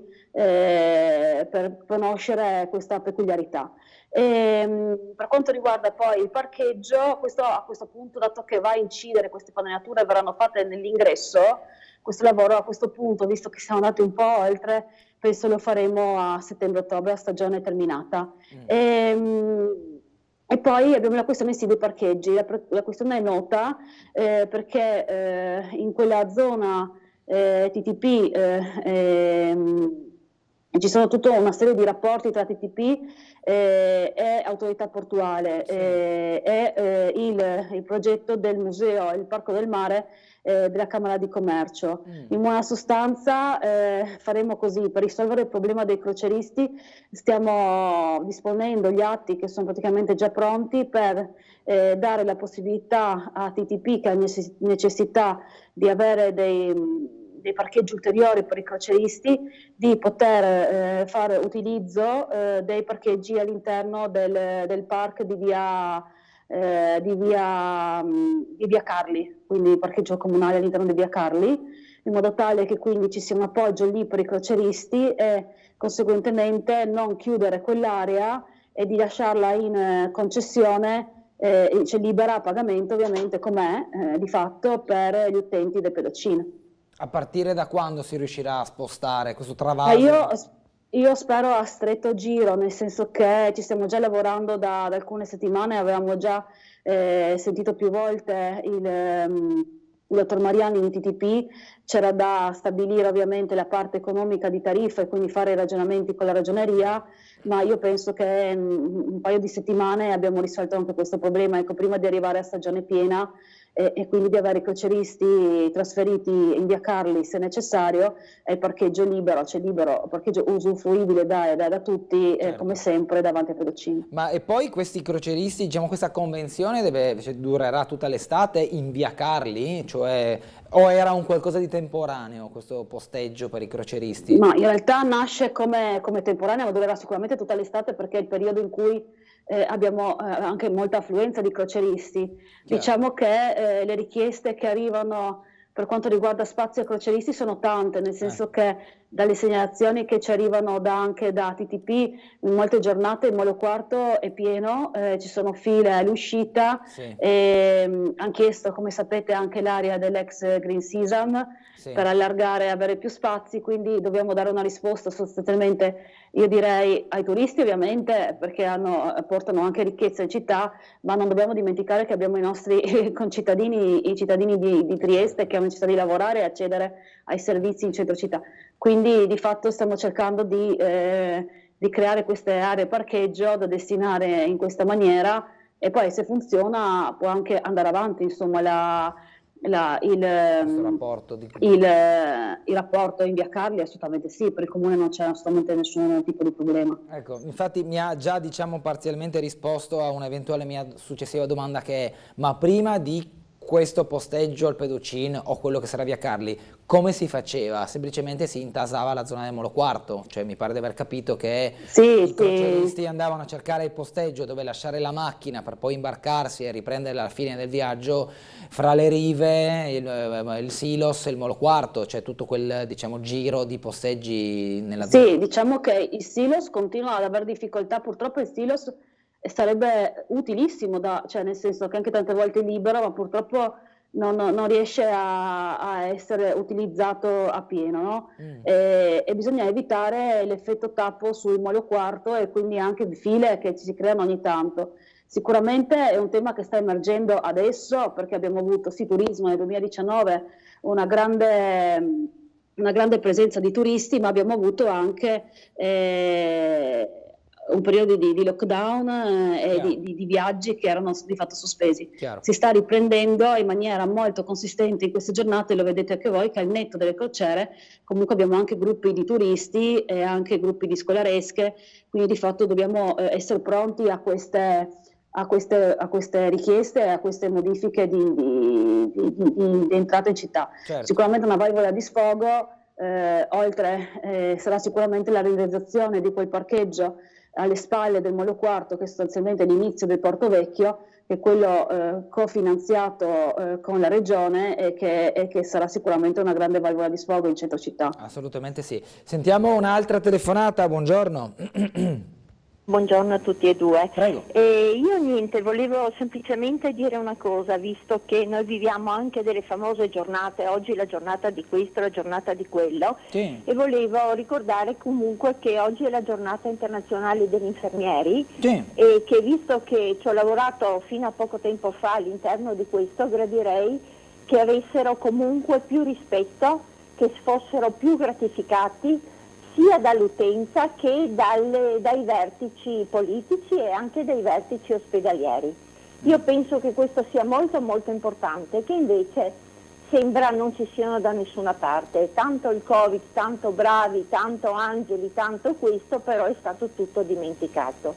Cioè, non so, non lo so dove viviamo, ma sinceramente è una cosa che non mi piace più. Ecco, non mi piace. È già da tanti anni che è un degrado, ed è un degrado perché tutto sommato un ospedale e gli utenti senza gli infermieri non funziona, ecco, a parte i medici, d'accordo, però deve esserci comunque la collaborazione, perché deve esistere, perché un medico non riesce a fare tutto quello che fa un'infermiera, anche perché i nuovi medici non sanno nemmeno prelevare un po' di sangue, parliamoci chiaro. Dunque io gradirei questa cosa qua. Grazie e buona giornata. Grazie, buongiorno. Penso che sia abbastanza condivisibile, anzi pienamente condivisibile il messaggio che a questa telespettatrice ha divulgato attraverso la telefonata, quindi assolutamente pieno appoggio, almeno da parte di Tele4, alla categoria degli infermieri per l'importantissimo lavoro, anche pieno di sacrifici e di difficoltà, come tanti altri lavori, fra gli insegnanti, i poliziotti, chi pulisce le strade, tutti i lavori hanno una loro dignità, quelli che hanno a che fare con la salute delle persone, quindi necessitano di una anche sensibilità umana un po' più accentuata rispetto a chi magari lavora semplicemente per strumenti meccanici o informatici, e quindi il suo rapporto ce l'ha con un monitor, va salvaguardata e va posto un accento particolare. Assessore Lodi. Assolutamente sì, concordo con lei Bernardo, diciamo che È vero, ci sono tante professioni importanti, tante professioni che tante volte si dimentica l'importanza e l'essenzialità che hanno per tutti i cittadini. Sicuramente una categoria che è stata provata da questi ultimi anni è quella degli infermieri, ed è vero ciò che lei dice, massima solidarietà a questo settore, che è un settore importante all'interno degli ospedali, ed è vero che coadiuva e aiuta e supporta e ha insomma un mestiere a sé, è diverso ovviamente da quello che dei medici, ma è vero che gli ospedali senza questa tipologia di personale sanitario non possono andare avanti, quindi concordo pienamente con le sue parole. Le riporto una domanda via mail, è la classica domanda da $1 milione. Poi io mi sono sempre chiesto... Galleria? Esatto, ma poi questo $1 milione chi lo vince? Non lo so. Premesso che se ci fosse stata la sinistra i lavori non sarebbero nemmeno cominciati, leggo la mail. A quando l'apertura sicura della Galleria di Montebello? Io so che la risposta di una certezza definitiva non l'avremo neanche oggi, però a lei la risposta, assessore Lodi. No, guardi, no, io non mi permetto più di dare, cioè a parte che non le ho mai date, le tempistiche sono sempre state indicative, ma le dico la verità, questo è stato veramente un cantiere complicato e difficile. In realtà adesso comunque sta andando avanti, non è un cantiere fermo come lamenta l'opposizione, ecco, noi non abbiamo cantieri abbandonati, opere abbandonate. Lui va avanti, questo cantiere va avanti con una serie di difficoltà che abbiamo conosciuto nel corso di questi ultimi tempi, avete seguito anche voi.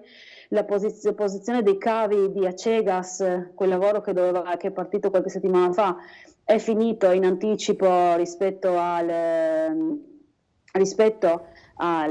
cronoprogramma. Ora si sta andando avanti con le pannellature, che sono anche queste arrivate, quindi noi il cantiere sta andando avanti, adesso vedremo a metà maggio, fine maggio l'andamento per poter capire le tempistiche di riavvio, di riapertura. Ovviamente stiamo anche raccogliendo tutta la documentazione e abbiamo fatto le richieste di collaudo statico in regione, quindi noi ci stiamo muovendo per quanto possibile per avere una riapertura che sia più breve possibile. Comunque il cantiere sta andando avanti, le cose che mancavano sono arrivate, quindi salvo intoppi dovremmo essere verso la fine. Adesso è prematuro dare una data, anche perché purtroppo l'incognita dietro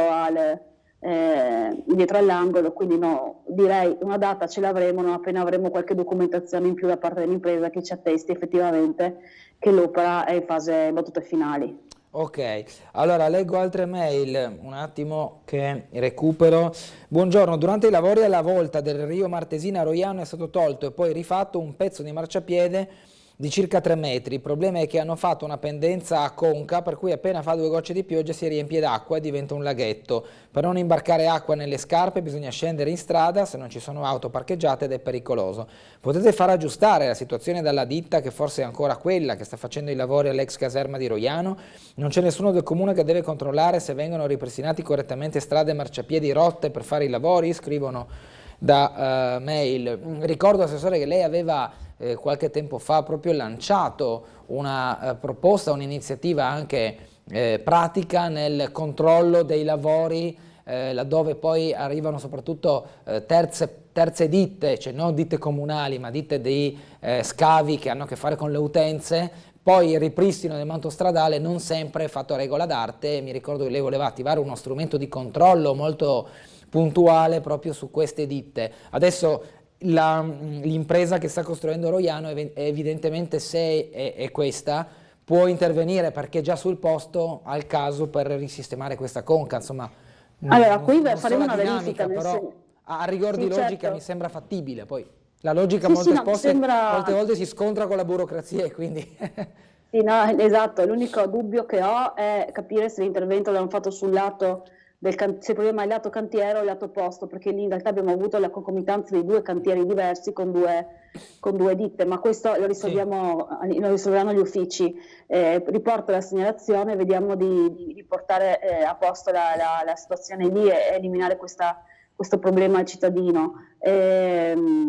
È vero, avevo portato alla fine della scorsa consigliatura, era proprio prima della fine, era l'agosto 2021, questa delibera consigliare. All'epoca avevo ancora la delega sulle strade, sui marciapiedi, proprio perché era da esaurimento nervoso a star dietro a tutte le vari interventi che venivano fatti sulle strade per quanto riguardava sostanzialmente le fibre, perché con col gestore Acegas il problema non si pone, nel senso è un rapporto che il comune ha quotidianamente e quindi anche un rapporto diretto a Trieste, e quindi anche le cose si possono risolvere in maniera veloce. Il problema grosso che si presentava era con le fibre e che si presenta ancora oggi, ed era stato anche complicato riuscire a convocare tutte quelle società che sono poi autorizzate a fare questi lavori in città, perché di fatto hanno una normativa nazionale che per poter modernizzare il paese, di fatto, ve la dico proprio in parole veramente povere, sono autorizzate in maniera più veloce a venire, fare, disfare e andarsene. Sostanzialmente noi abbiamo queste imprese che lavorano poche ore in città, se non una giornata, e poi già non ci sono più. Quindi correre dietro a queste imprese è più complicato, ovviamente, no? Come si può immaginare.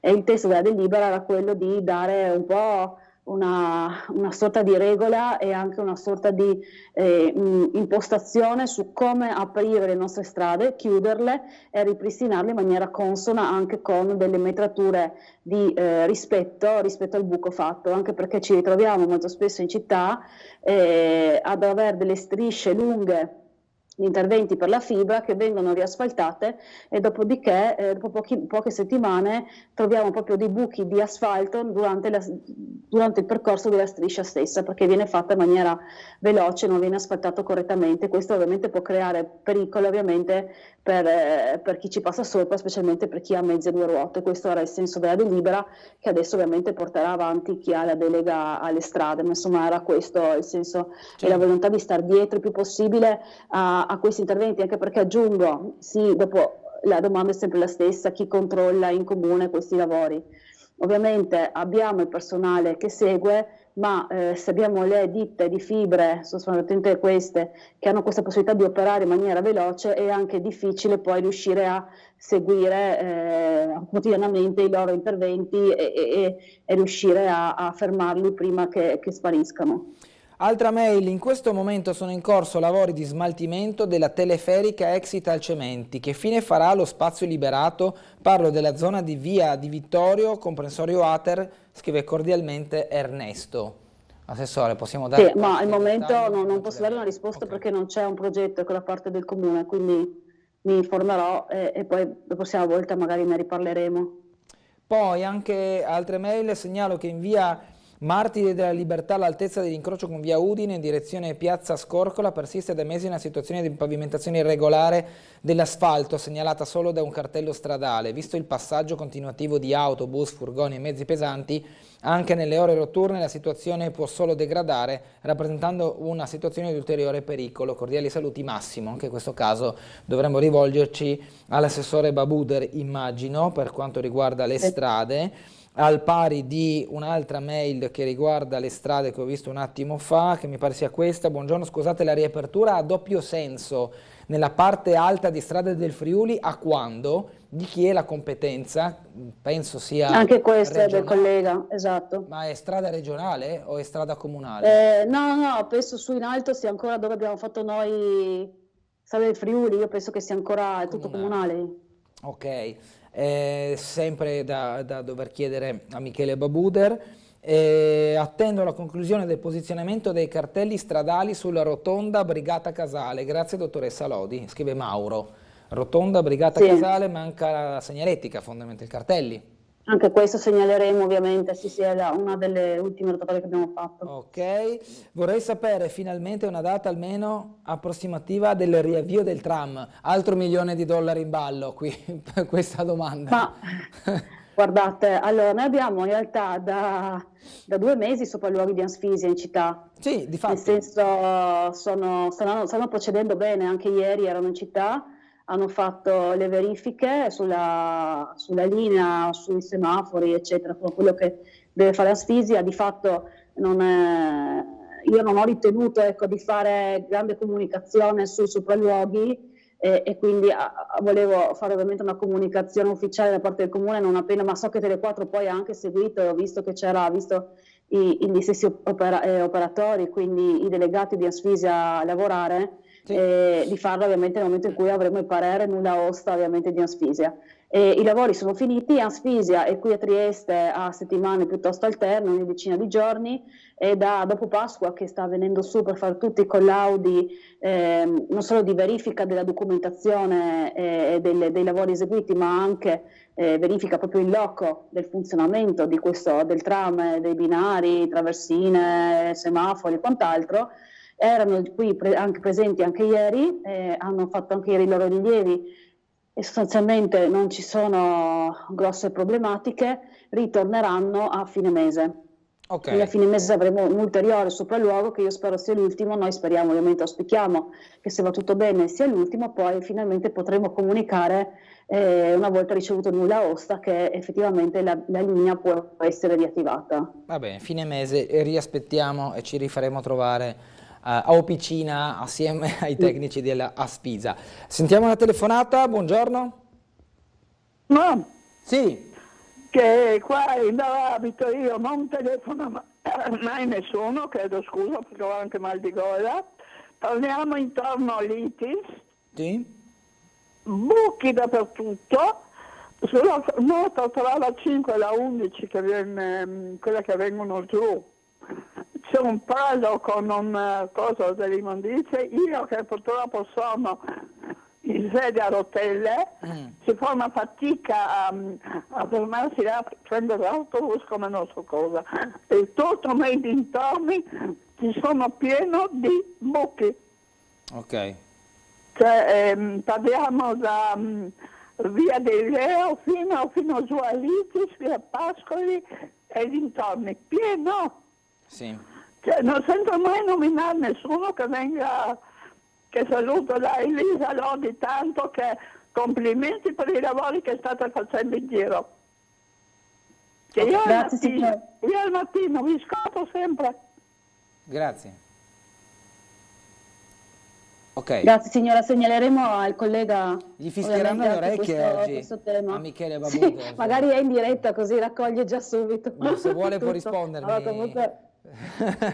se ha un dettaglio mi può mandare un messaggio, lo sappiamo. Poi sarà nostro ospite prossimamente anche lui, sarà bombardato da mail e telefonate su varie zone della città. Però ecco, insomma, al di là di chi è delegato c'è sicuramente una revisione completa per queste situazioni che sappiamo essere in un elenco di ordini di priorità anche da parte del comune. Sì. Il fatto dalla mia... Esatto. Che conosce queste situazioni. Prego, prego. Sì, esatto, volevo dire, ho avuto esperienza 5 anni, quindi conosco bene le situazioni, conosco anche il carico che si fa alla manutenzione stradale.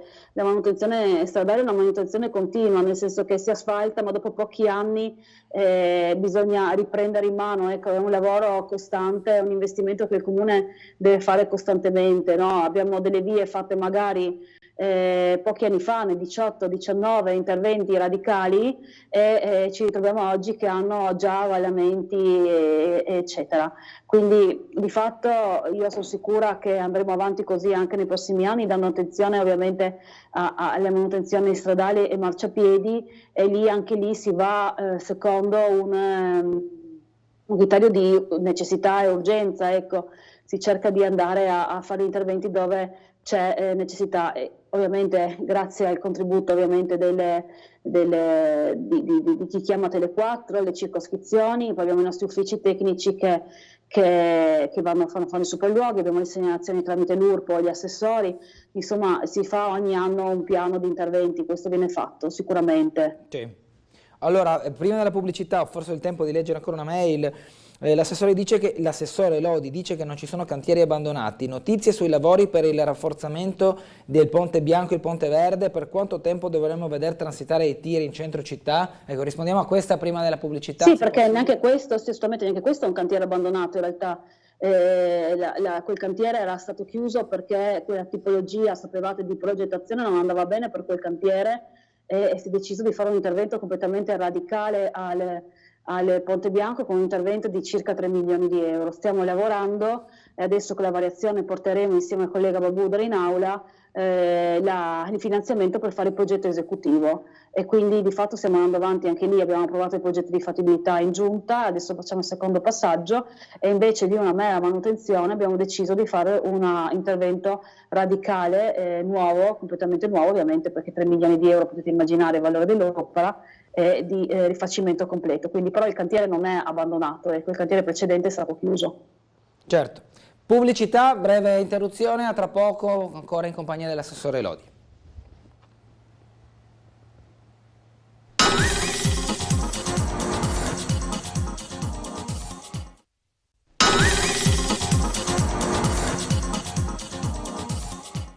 Torniamo di nuovo in diretta con Sveglia Trieste, collegati con l'assessore ai lavori pubblici del Comune di Trieste Elisa Lodi. Abbiamo ricevuto una mail con la foto di un rifacimento di un marciapiede, possiamo andarlo a vedere, poi leggerò anche il testo di chi ci scrive, che credo lamenti il fatto che non sia il massimo vedere la striscia di, ecco, te pareva, la striscia di cemento, un attimo che apro l'altra. No, questa è quella di prima, eccola qua, il dettaglio fondamentalmente, la striscia di cemento che poi va sgretolandosi vicino alla pavimentazione. Vado a leggere la mail a cui è stata legata, sono state legate queste fotografie. La mail recita, un attimo solo, apro una cosa, chiudo un'altra. Dopo l'intervento per la posa della fibra ottica, questo è il marciapiedi davanti alla banca Unicredit in via Baiamonti. Questo è un po' a riprova di quanto diceva lei sul controllo dei lavori, fondamentalmente. Della fibra, ecco, anche questo faremo presente agli uffici per far subito una verifica, ma era quello che con questa delibera si voleva evitare, no? E questo è un esempio di quello che purtroppo capita in città anche troppo spesso. Altra mail dice, chiedo scusa nel caso la questione sia stata già posta stamattina, mi chiedevo quale futuro attende lo stadio Ferrini di Ponziana. Qui possiamo spendere 2 minuti, ora c'è in corso la pulizia, poi il progetto del comune è quello di rimettere in piedi un campo che sia un campo e poi la concessione a terzi che si potranno occupare proprio della gestione sportiva. Io l'ho fatta proprio in sintesi. Vabbè, ha fatto giusto, nel senso che è corretto. Siamo partiti con questa pulizia perché la situazione era insostenibile ed è anche una pulizia consistente, cioè in realtà è uno svuotamento di rifiuti di ogni genere. Avete fatto anche voi un bel servizio l'altro giorno, c'è di tutto, da stampanti a macchinari di ogni genere, sporcizia. Insomma, è stato oggetto di atti vandalici per fin troppi anni ed era diventata una situazione pericolosa, anche perché abbiamo avuto tante richieste di intervento della polizia locale, ma anche di vigili e fuoco, perché c'erano stati i principi di incendio. Quindi questa polizia vuole radicalmente togliere tutto quello che c'è là dentro. Dare un appalto non è stato facile, perché bisogna conferire, non si tratta di una mera pulizia, quindi si tratta di dover conferire anche tipologia di rifiuti in maniera diversa sulla base di quello che verrà trovato. Quindi è stata trovata anche una ditta con queste caratteristiche. Ho chiesto all'impresa di farci avere nei prossimi 15 giorni, appena finiti i lavori, un elenco di cosa è stato ritrovato e di come è stato smaltito, anche per curiosità, per capire cosa effettivamente c'era là dentro. Poi verrà chiusi i varchi e l'accesso alla palazzina, in modo tale che questa palazzina non sia più uso di bivacchi e quant'altro. Parallelamente, avendo la Triestina rinunciato alla finanza del progetto, quindi la riqualificazione che era voluta dalla precedente proprietà, abbiamo inserito a bilancio i soldi che avevamo ricevuto, i finanziamenti ricevuti dalla Regione con 1,2 milioni, a cui sicuramente aggiungiamo altre risorse in ulteriori lotti, perché non basteranno, per riqualificare tutto. Riqualificare tutto inteso il campo, l'impianto di illuminazione, ovviamente la palazzina spogliatoi, la palazzina, i locali che erano adibiti anche a bar, a momento ricettivo, e quindi è un lavoro importante, anche perché tutto il campo poi la struttura va omologata. Partiremo sicuramente con la progettazione delle palazzine e del campo di calcio, in modo tale da renderlo agibile, anche perché sappiamo quanta necessità c'è di avere spazi per giocare a calcio in città rispetto ai campi che abbiamo a disposizione. Chiaro. E poi c'è il tema della concessione, no? Il tema della concessione è un tema importante. Noi abbiamo una delibera consigliare approvata nel 2021 che prevede le concessioni anche ultranovenali qualora ci siano investimenti da parte di società, ed è un tema secondo me interessante da sfruttare, ma non solamente nel campo del calcio, ma anche in altre strutture sportive. Adesso infatti si stanno avvicinando a questo tema diverse società, realtà sportive diverse, e qui abbiamo l'interesse manifestato, che poi è venuto ai vostri microfoni, di una società che è il Chiarbola, che è lì vicino, e che ha manifestato quindi interesse alla concessione, ha fatto anche una raccolta firme consistente.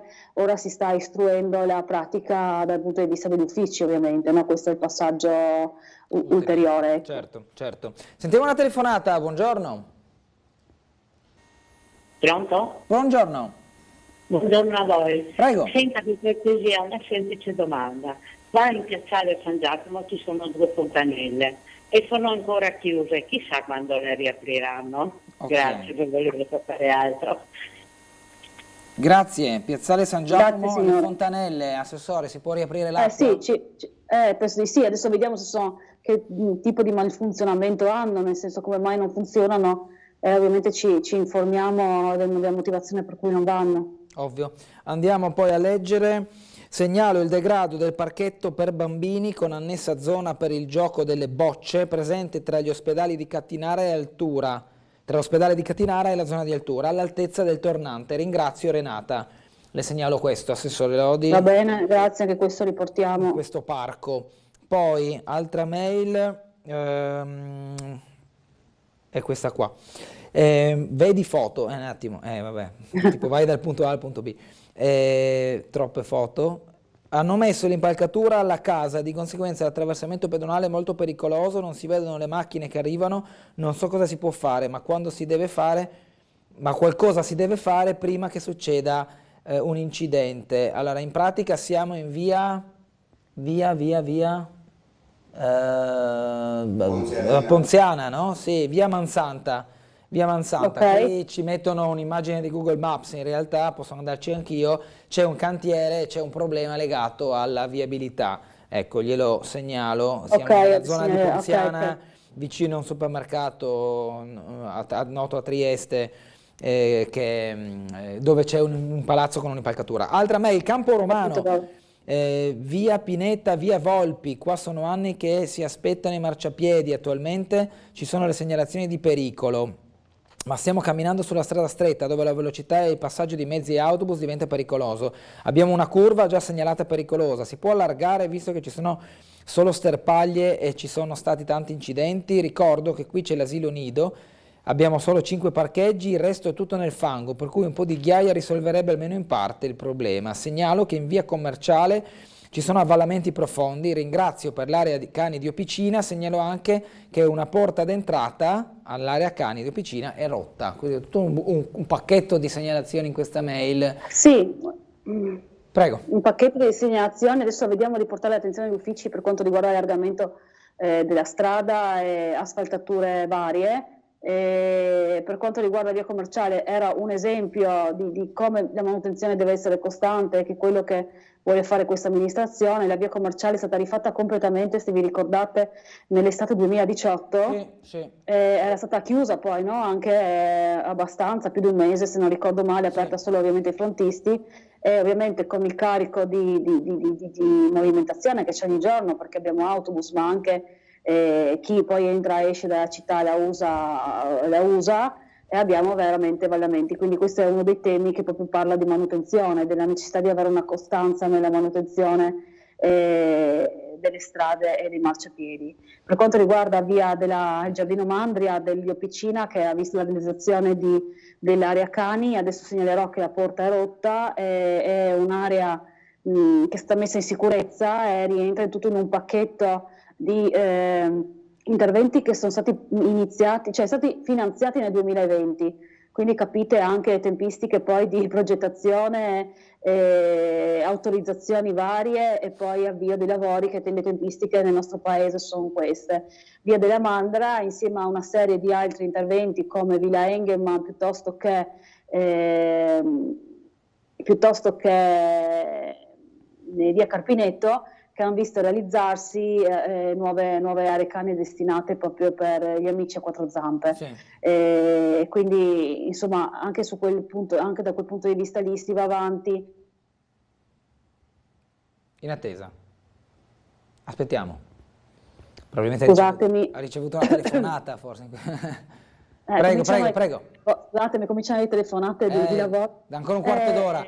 A chi deve chiamare l'assessore Lodi la chiami fra un quarto d'ora, che attenda un attimo, ok? E quindi stiamo lavorando anche sul fronte aree verdi, cani, che adesso sono del collega Babuder, ma che porterà sicuramente avanti. Senta, le faccio una domanda provocatoria. Magari la cabinovia può sgravare un po' di traffico in via Commerciale? Ma io allora dico, adesso apriamo la discussione sulla cabinovia. Ho fatto proprio quello che butta benzina nel falò, insomma. Esatto, adesso si scateneranno le telefonate. Secondo me sì, nel senso non sarà, diciamo che la cabinovia nasce con un metodo, con una volontà di voler sollevare il traffico dell'accesso nord. E sicuramente con la cabinovia non andremo a eliminare completamente il traffico, no? Perché non è possibile bloccare le persone o piccine e dire non andate più giù per Visa e Friuli piuttosto che per via Commerciale, via Valerio, eccetera. Però secondo me riuscirà ad alleviare il traffico, e questo sicuramente è importante.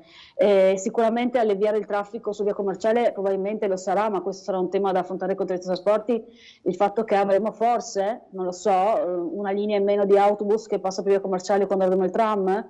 Questo è anche un tema che dovremo affrontare ovviamente avviato il tram. Per quanto riguarda la cabinovia, sicuramente sì, sarà di supporto, anche per quanto riguarda il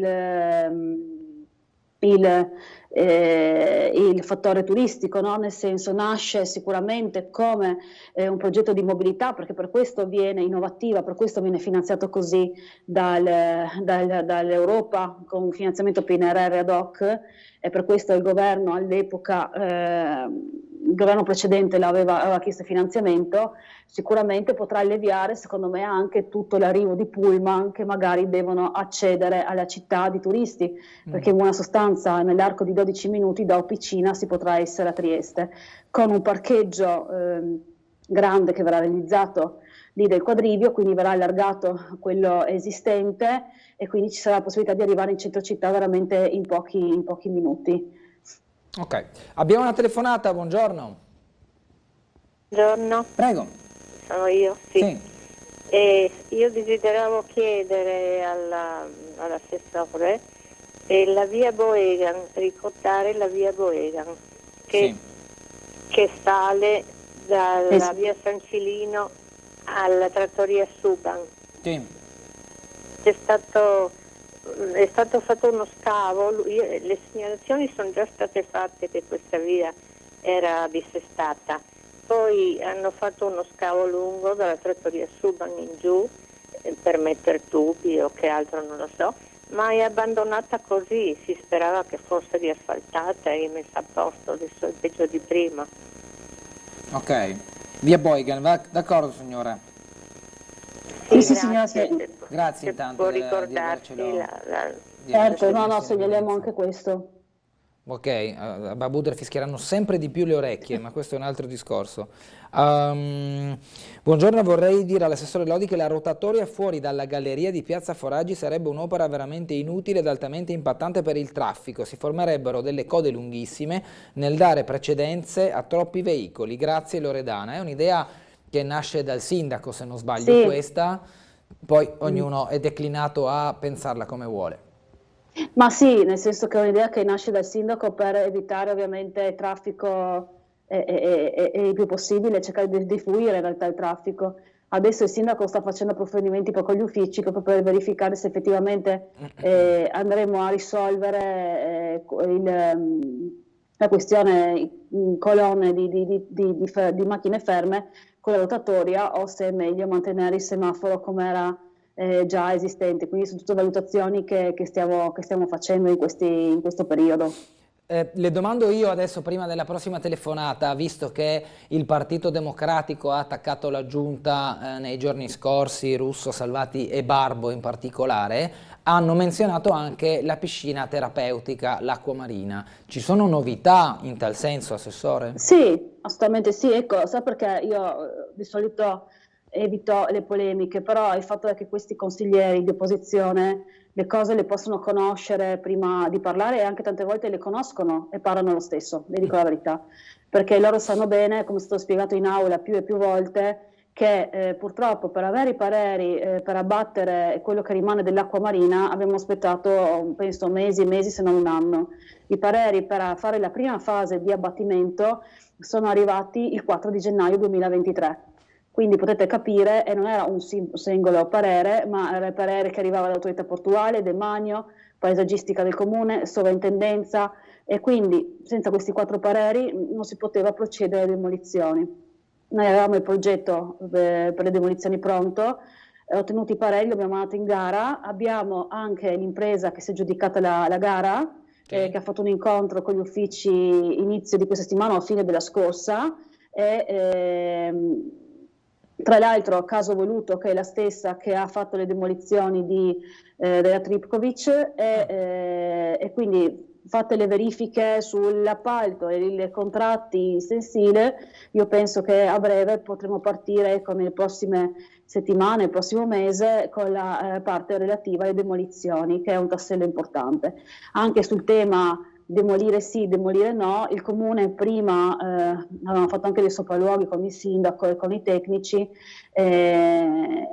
i tecnici tuttoristi, quindi ingegneri, professionisti, ci hanno detto che la soluzione migliore, visto lo stato della struttura, è quello di demolirla.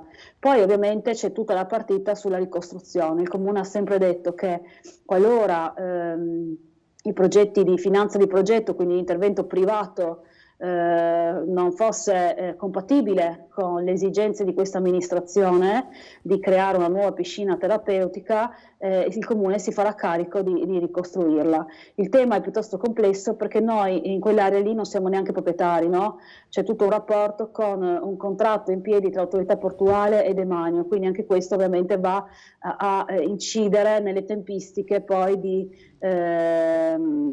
tutte le tempistiche, dei lavori. C'è un proprietario diverso, quindi bisogna fare un passaggio in più. Chiaro. Abbiamo una telefonata, buongiorno. Pronto? Sì. Pronto? Buongiorno. Buongiorno dottor Gulotta, a lei e alla sua ospite. Buongiorno, prego. Allora, vorrei anche chiedere una cosa, invece dell'Ovovia, perché non si mette in funzione quanto prima il tram di Opcina? Cosa, non c'è una ditta dopo tanti anni, dopo tanti milioni spesi? Perché non si potenziano anche le linee di autobus e altre cose dall'altopiano verso la città, invece che andare a deturpare un pezzo di costone carsico? E poi un'altra cosa anche, no? Visto che c'è la provocazione, dico anch'io qualcosa di provocatorio all'assessore, si è mai preoccupata di andare a vedere sul Porto Franco Nord cosa si può fare e cosa non si può fare in base alla legge italiana, alla 190 e alla 205 del 2017? E poi un'altra cosa, vogliono metterci sul groppone altri debiti con il PNRR?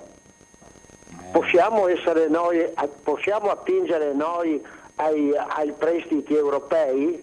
Glielo dico io di no, perché non siamo in Europa. Siamo in Europa fisicamente, ma non politicamente. Sì, andiamo a vedere il trattato di pace e poi vediamo se siamo in Europa, vediamo dove sono i confini dello Stato italiano. Questo non è contro lo Stato italiano, non è contro gli italiani, perché sono tanti che vogliono prevaricare i nostri diritti. Noi non vogliamo prevaricare i diritti degli altri. Andiamo a vedere, volete metterci altri debiti sulle spalle che non dobbiamo avere? Vogliamo parlare, assessore, un attimo? Vogliamo discutere di questo?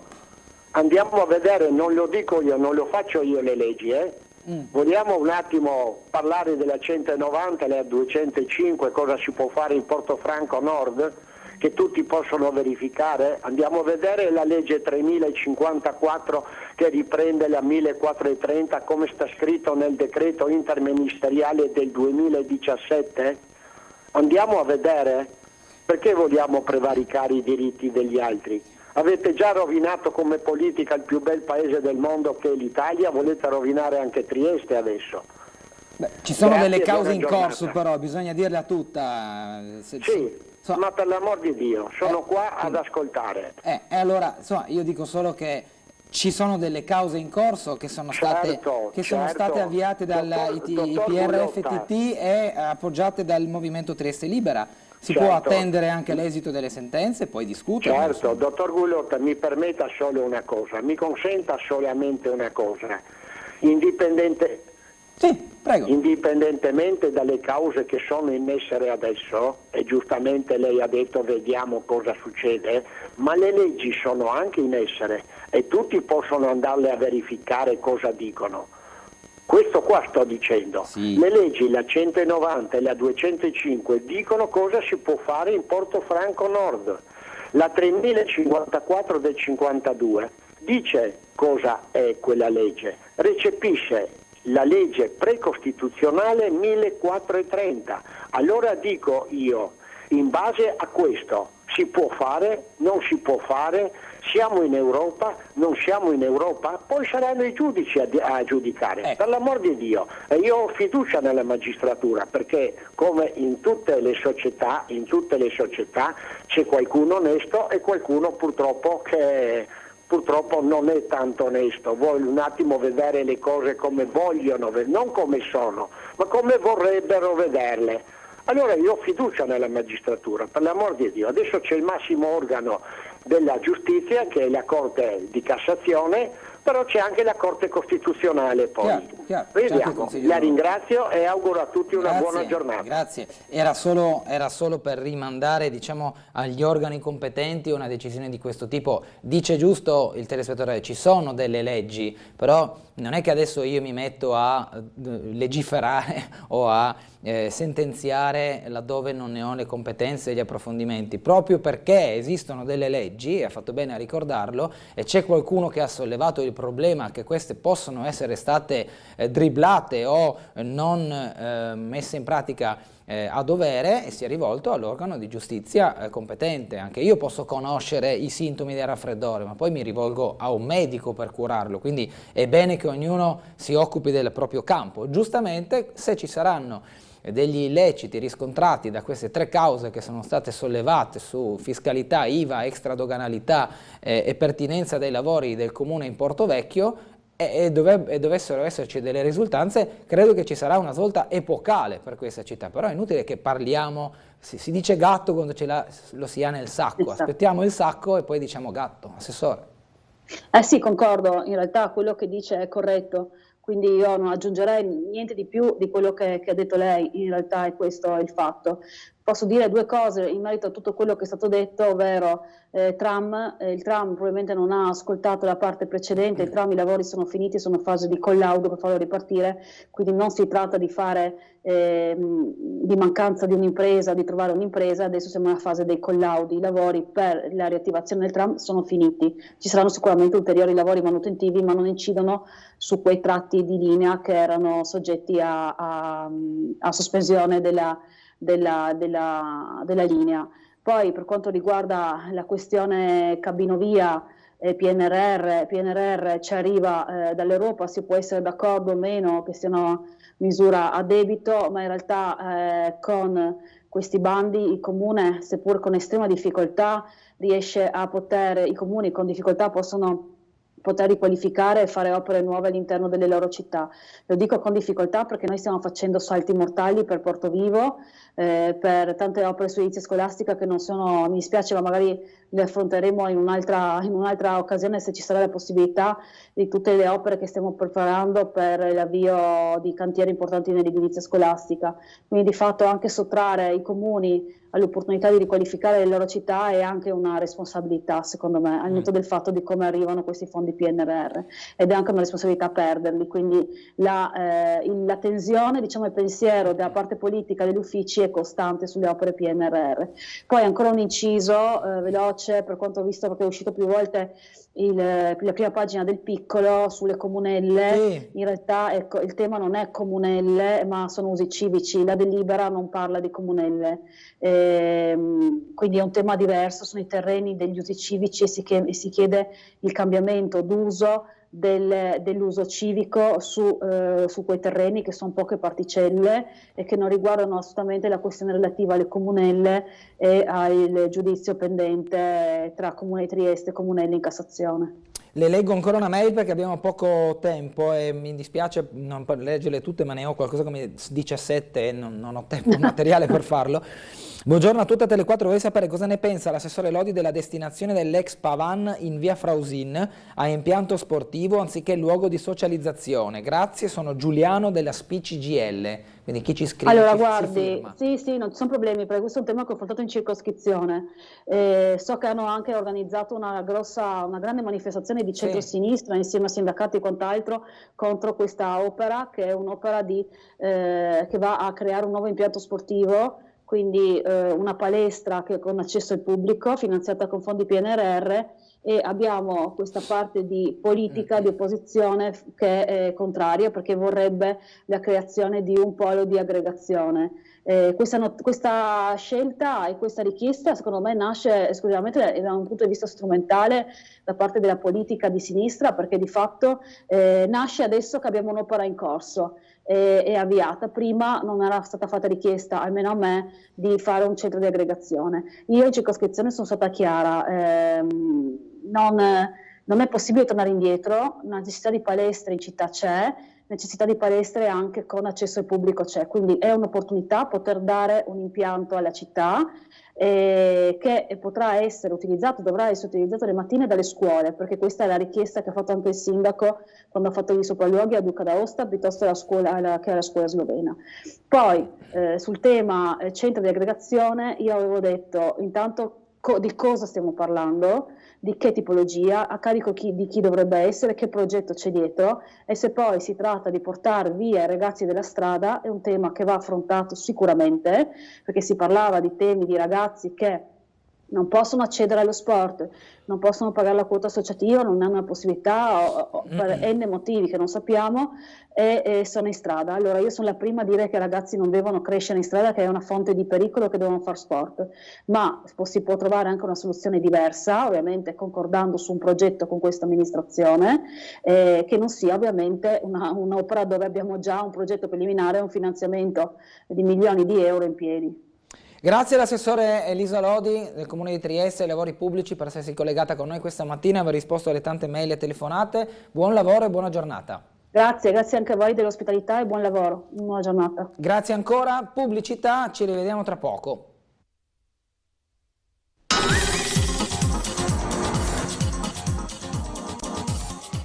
Ben ritrovati in diretta con Sveglia Trieste, siamo in compagnia dell'insegnante e giornalista Zeno Saracino, ben ritrovato. Sempre un piacere. Siamo in collegamento con Umberto Bosazzi questa mattina. Non ancora, devo ibridare. Non ancora, saremo in collegamento con Umberto Bosazzi tra poco, al quale darò la linea. Dunque Saracino, oggi non è il clima, diciamo, meteorologico adatto per parlare di stabilimenti balneari, ma noi lo facciamo lo stesso, perché così non stravolgiamo la nostra programmazione, come auspicio, che dovrebbe guardare al meteo ogni tanto, ma talvolta dobbiamo fare di necessità virtù. Bagni galleggianti, esattamente, mi diceva sì. Lei, cosa... Ci spieghi tu. Se volessimo fare una storia dell'industria balneare a Trieste, che in realtà è un elemento più sfaccettato, più ricco di quanto si ritenga, e in un certo senso prima ancora dello stabilimento balneare, inteso come spiaggia sulla quale io mi reco, spiaggia sassosa nel caso di Trieste o spiaggia di sabbia ad esempio a Grado, prima ancora i primi antecedenti sono i cosiddetti bagni galleggianti, che in realtà si autoesplicitano, si autodefiniscono, perché si tratta di grandi piattaforme che venivano costruite a metà Ottocento e che conobbero un rigogliosissimo sviluppo, specie a Trieste, quindi zattere galleggianti, a bordo delle quali era possibile in apposite stanze fare il bagno in acqua di mare.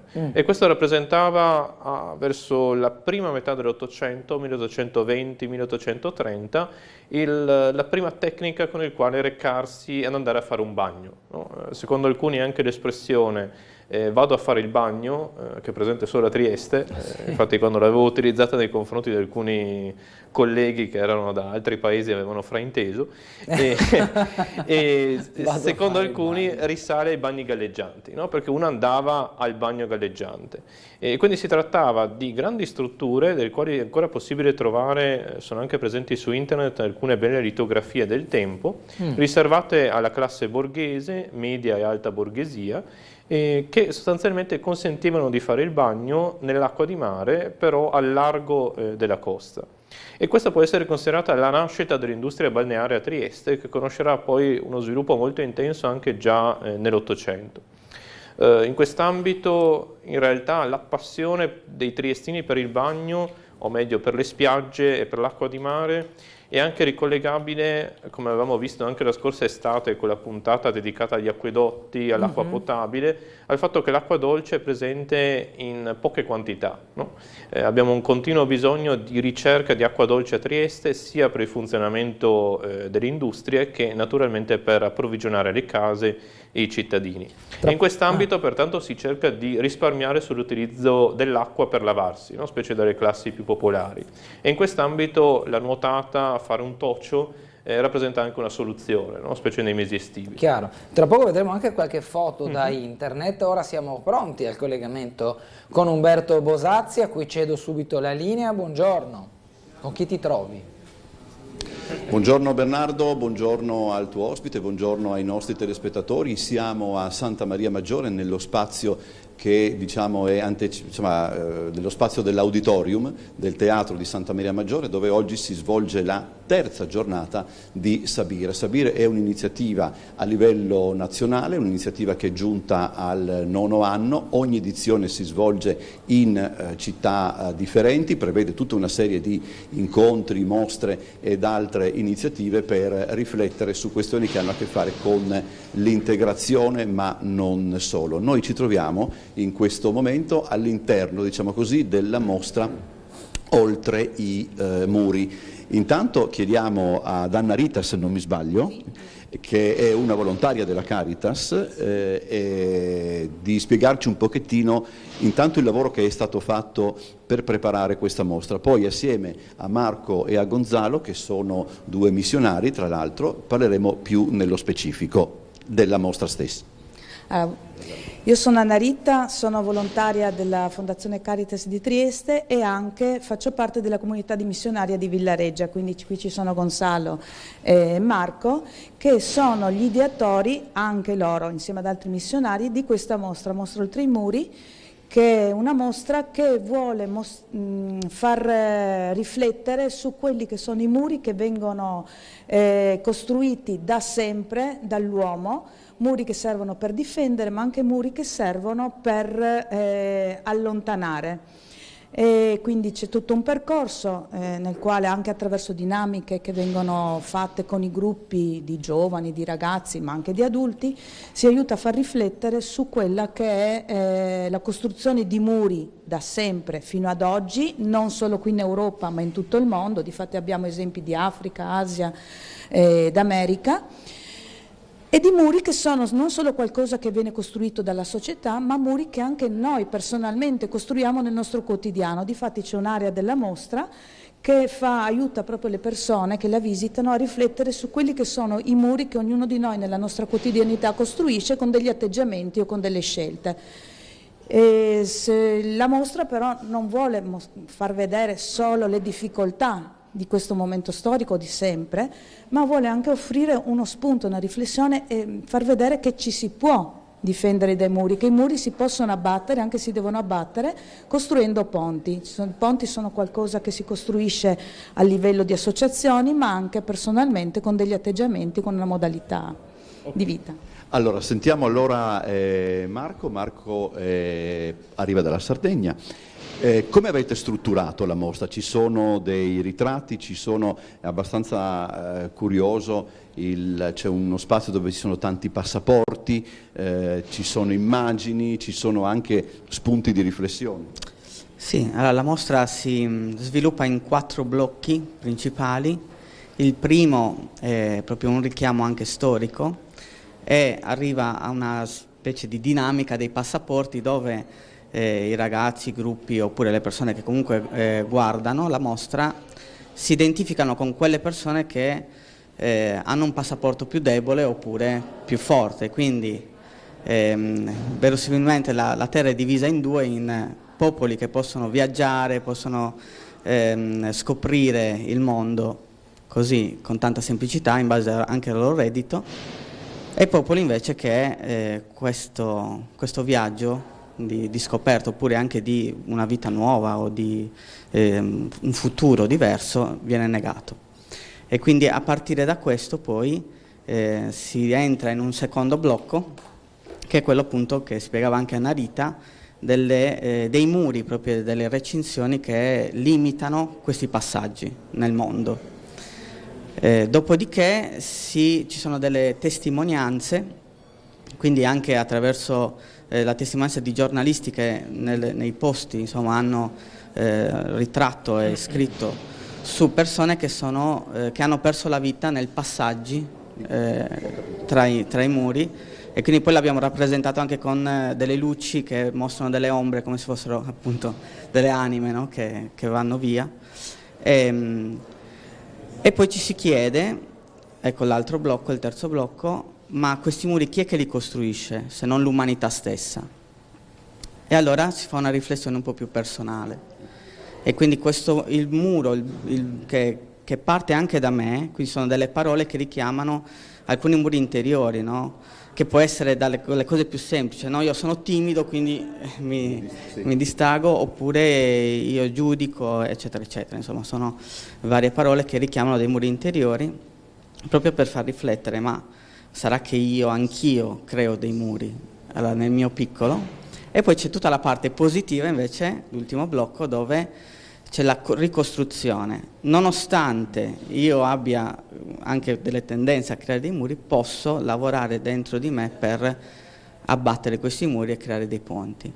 E, come ultima o penultima insomma, immagine, c'è anche un lavoro che noi facciamo in particolare nella nostra comunità di Bologna, Vedrana, dove accogliamo anche dei giovani immigrati, ed è a partire da loro che poi è nata anche l'idea della mostra, esatto, attraverso le loro storie, insomma il loro viaggio, e noi in comunità cerchiamo di fare integrazione, quindi dai cibi alle danze, cerchiamo anche di unire le nostre culture in modo bello e positivo e creare questi ponti. Allora chiudiamo questa prima parte del collegamento, le passo dietro con Gonzalo. Gonzalo è anche un missionario, devo guardare sempre in camera. I missionari incontrano i muri molto spesso, immagino. Sì, ok. Sì, come missionari a volte troviamo dei muri, e devo confessare che tante volte noi stessi, io sono peruviano, sono qui in Italia da 10 anni e ogni anno mi trovo, no, a rinnovare permessi di soggiorno, eccetera. E per fare questo mi reco sempre a delle strutture, questure, eccetera. Ringrazio per come sono trattato io, ma a volte vengo anche ferito del modo in cui vedo altre persone che tante volte non parlano bene la lingua o non hanno molto chiare le idee di dove andare, a volte vengono anche maltrattate. E la mostra Oltre i muri, appunto, prova a dare un messaggio chiaro, no? Di mettersi da parte di chi è vittima di muri oggi, non solo chi rimane dietro i muri, non riesce a scavalcarle, ma anche chi riesce a scavalcarle, ma dopo non trova subito un'accoglienza. E appunto, come ha appena accennato Marco, dietro a questa mostra ci sono i nomi di Akram, Hafiz, Abdu, Ibrahim, giovani pakistani o dell'Africa subsahariana con cui noi abbiamo vissuto. Quando noi facciamo una visita guidata della mostra, raccontiamo anche la loro esperienza, di come loro hanno dovuto scappare dalle proprie terre e si sono trovati anche a scavalcare dei muri per sempre salvaguardare la propria vita. Ecco. Allora io, Bernardo, chiuderei qui questa prima parte del collegamento e poi dopo ci occuperemo del convegno che dovrebbe iniziare intorno alle 9:30. L'argomento del convegno, che è il clou della giornata odierna di Sabir, è politiche e pratiche di integrazione a confronto. Grazie intanto per queste 3 testimonianze, per averci introdotto l'argomento di questo importante festival di cui già abbiamo dato nota anche ieri nel corso del telegiornale. Noi andiamo in pubblicità, con Saracino ci rivediamo tra qualche minuto parlando proprio degli stabilimenti galleggianti, poi con Umberto Bosazzi ci ritroviamo dopo le 9:30, tra poco.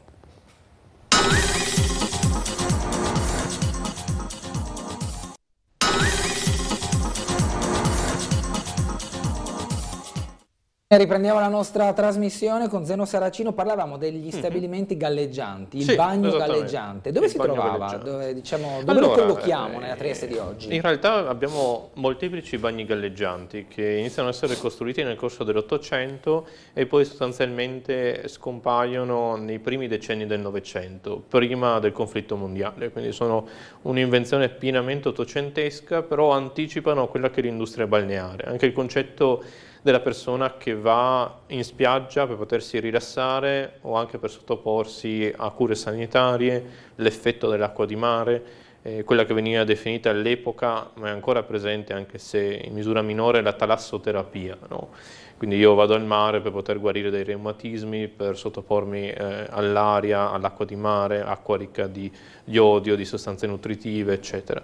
E in quest'ambito, come avevamo accennato, Trieste è una città che ha una forte carenza di acqua dolce, no? E questo si riflette nei strati più bassi della popolazione, che spesso, non avendo disponibilità di acqua presso i fontanoni o in generale nell'approvvigionamento idrico, specie tra seconda metà del Settecento e prima metà dell'Ottocento, quando abbiamo un'impetuosa crescita di Trieste anche a livello portuale, commerciale, eccetera, però il sistema idrico è molto carente. Anche lo stesso acquedotto di Auresina viene dirottato per poter utilizzare le ferrovie, la Sudban e gli scopi industriali.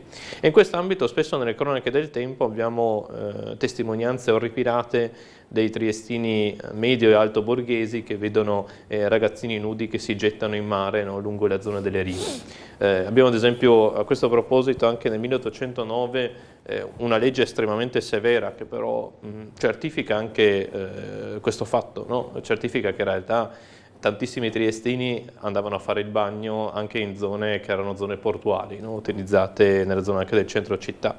1809, chiunque verrà trovato a nuotare nudo fra un lazzaretto e l'altro, dove si intende il lazzaretto di San Carlo, quindi la zona di Androna Campomarzio, del Faro della Lanterna che avevamo visto nella precedente puntata, e l'altro lazzaretto è il lazzaretto di Roiano, quindi la zona dove vi è oggigiorno il Porto Vecchio. Chiunque verrà trovato a nuotare nudo fra un lazzaretto e l'altro sarà immancabilmente arrestato e punito, ed in quanto ai ragazzi castigati verranno anche convergate. Dopo, però nudo, estremamente severo. Cioè esatto, se è rivestito va bene.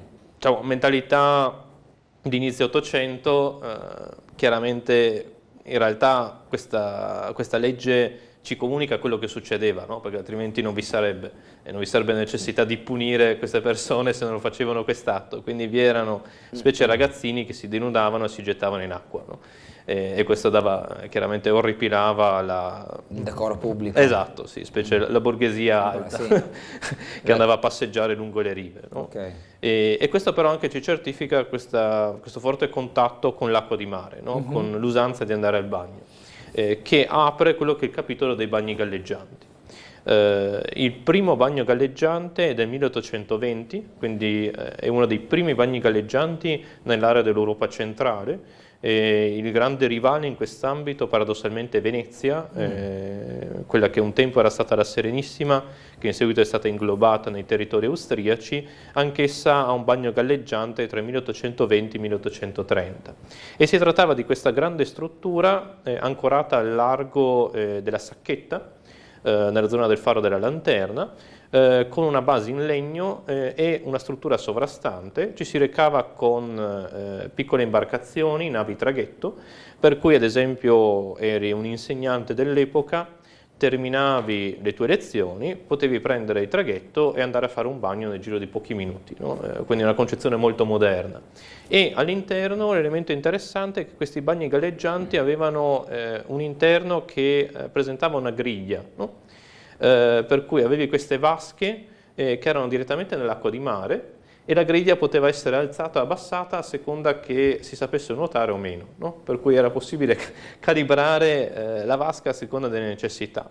Vi erano una serie di camerini, vi erano alcune vasche private riservate al solo pubblico femminile che erano estremamente popolari, e in quest'ambito era anche dotato di quelli che erano tutti gli ultimi accessori dell'epoca, no? Per cui vi era una caffetteria, vi era addirittura una mostra che spiegava quella che era la flora e la fauna dell'Adriatico, e a partire da questo primo bagno galleggiante nel 1820 l'acqua del mare Adriatico diventa sempre più popolare, specie tra i tedeschi e gli austriaci. La si ritiene particolarmente pura, particolarmente fertile, particolarmente anche utile per guarire dai diversi malanni del periodo, e di conseguenza Trieste inizia a essere anche una destinazione balneare molto battuta. Non è un caso che è lo stesso periodo in cui inizia ad affermarsi l'oceanografia, no? Anche a Trieste nasce quello che diventerà oggigiorno l'OGS, no? Iniziano ad esserci i primi studi marini, abbiamo la prima stazione zoologica nella zona di Sant'Andrea, seconda metà dell'Ottocento, 1860-1870, per cui l'industria balneare va di pari passo con lo studio del mare. Questo è un elemento molto interessante. E in quest'ambito il primo bagno galleggiante, dimenticavo il dettaglio fondamentale, si chiamava Soglio di Nettuno. Ed è il primo storico bagno a tutti gli effetti. E successivamente ve ne sono molti altri che si affermano nel corso dell'Ottocento e introducono questa usanza dell'industria balneare, no? Sono i precursori un po' del nostro Pedocin, la divisione di maschi e femmine? O era un qualcosa di comune? In realtà la divisione tra maschi e femmine era abbastanza diffusa. Okay. Vedremo tra un po'. Tutti i bagni galleggianti prevedevano orari diversi a seconda del pubblico maschile o femminile. Vi era un'unica eccezione, che era un bagno che vedremo successivamente, che è il bagno Maria, da non confondere con la tecnica di cucina, che prevedeva una compresenza tra maschi e femmine, no? Ed era anche, chiaramente, vi era un elemento licenzioso in questo fatto, no? Era considerato un bagno leggermente più malfamato, nonostante fosse particolarmente lussuoso. Però senza dubbio questa separazione era poi diffusa anche in generale negli stabilimenti balneari tedeschi o dell'Europa centrale, no? E dopo si è conservata nel caso del Pedocin, diciamo, superando quelle che invece sono state, tra virgolette, le liberazioni nel corso del Novecento, no? Chiaro. Allora, dovremmo avere Umberto Bosazzi, collegamento sempre con noi, in compagnia del vescovo Don Enrico Trevisi. Di nuovo a te, Umberto. Grazie Bernardo, grazie Don Enrico per essersi fermato con noi prima di incominciare l'incontro. C'è una riflessione, no? C'è un passo del Vangelo, non mi ricordo di chi francamente, e di questo le chiedo scusa, che dice non dovete avere paura di quello che c'è all'esterno, dovete avere paura di quello che c'è all'interno di voi. L'ho parafrasata forse anche male, però è un dato da cui partire, no? Sì, noi abbiamo tante paure che vengono proprio dall'interno, per cui è l'altro che non sappiamo come reagisce, chi è, soprattutto se magari è straniero, e invece siamo chiamati a vigilare su questo nostro interno, che è il nostro cuore. Per noi l'altro è un dono di Dio, è un fratello, certo, con il quale entrare in relazione e trovare le modalità migliori perché nessuno venga in qualche modo messo troppo in difficoltà. All'interno di noi talvolta ci sono paure, diffidenze, chiusure, strumentalizzazioni sulle quali dobbiamo vigilare. Incontri come questo servono proprio per pensare, verificare, progettare anche modalità di incontro differenti. Ringrazio Don Enrico per essere stato con noi, buona giornata. Grazie. Ok, allora in attesa, intanto ringraziamo il Vescovo che è arrivato con un tempismo perfetto per il collegamento. Tra un po' noi dovremo avere la responsabile di Caritas Europa, con la quale analizzeremo appunto i temi dell'appuntamento da un punto di vista non più soltanto italiano. Grazie Umberto, ci risentiremo dopo. Ancora un dettaglio, anzi sentiamo la telefonata che dopo dovremo andare in pubblicità. Buongiorno. Pronto? Buongiorno. Pronto? Sì. Buongiorno. La signora è andata via, è andata a fare il barcola probabile, volevo parlare con la signora, ma ormai se posso parlare con questa signora che c'è adesso. Dipende cosa vuole chiedere. Vai. Prego. Non c'è più. Ok, niente, ha cambiato idea, non voleva più parlare con Saracino, voleva interfacciarsi con l'assessore Lodi. Allora, dicevamo, primi bagni galleggianti a Trieste, concorrenza con Venezia, qual è l'evoluzione però di questo modello nuovo di andare a godersi il sole e fare il bagno nell'acqua di mare? Sì, vi sono diversi aspetti interessanti che in un certo senso rappresentano l'equivalente dei caffè, perché avevamo visto in una precedente puntata, lo scorso autunno, come i caffè triestini corrispondessero alle diverse classi sociali, ai diversi mestieri e anche alle diverse etnie di Trieste, no? Per cui vi era il caffè dei serbo-ortodossi, vi era il caffè degli impiegati del comune e allo stesso modo nel suo piccolo anche i bagni galleggianti che si moltiplicano a largo di Trieste, perché sostanzialmente è una struttura molto semplice, sono zattere galleggianti. Ma galleggiavano oppure le venivano in qualche modo piantate? È un'ottima domanda. Palafitte più è un'ottima piattaforma? domanda. Sono zattere, quindi barconi, che venivano ancorate con ancore.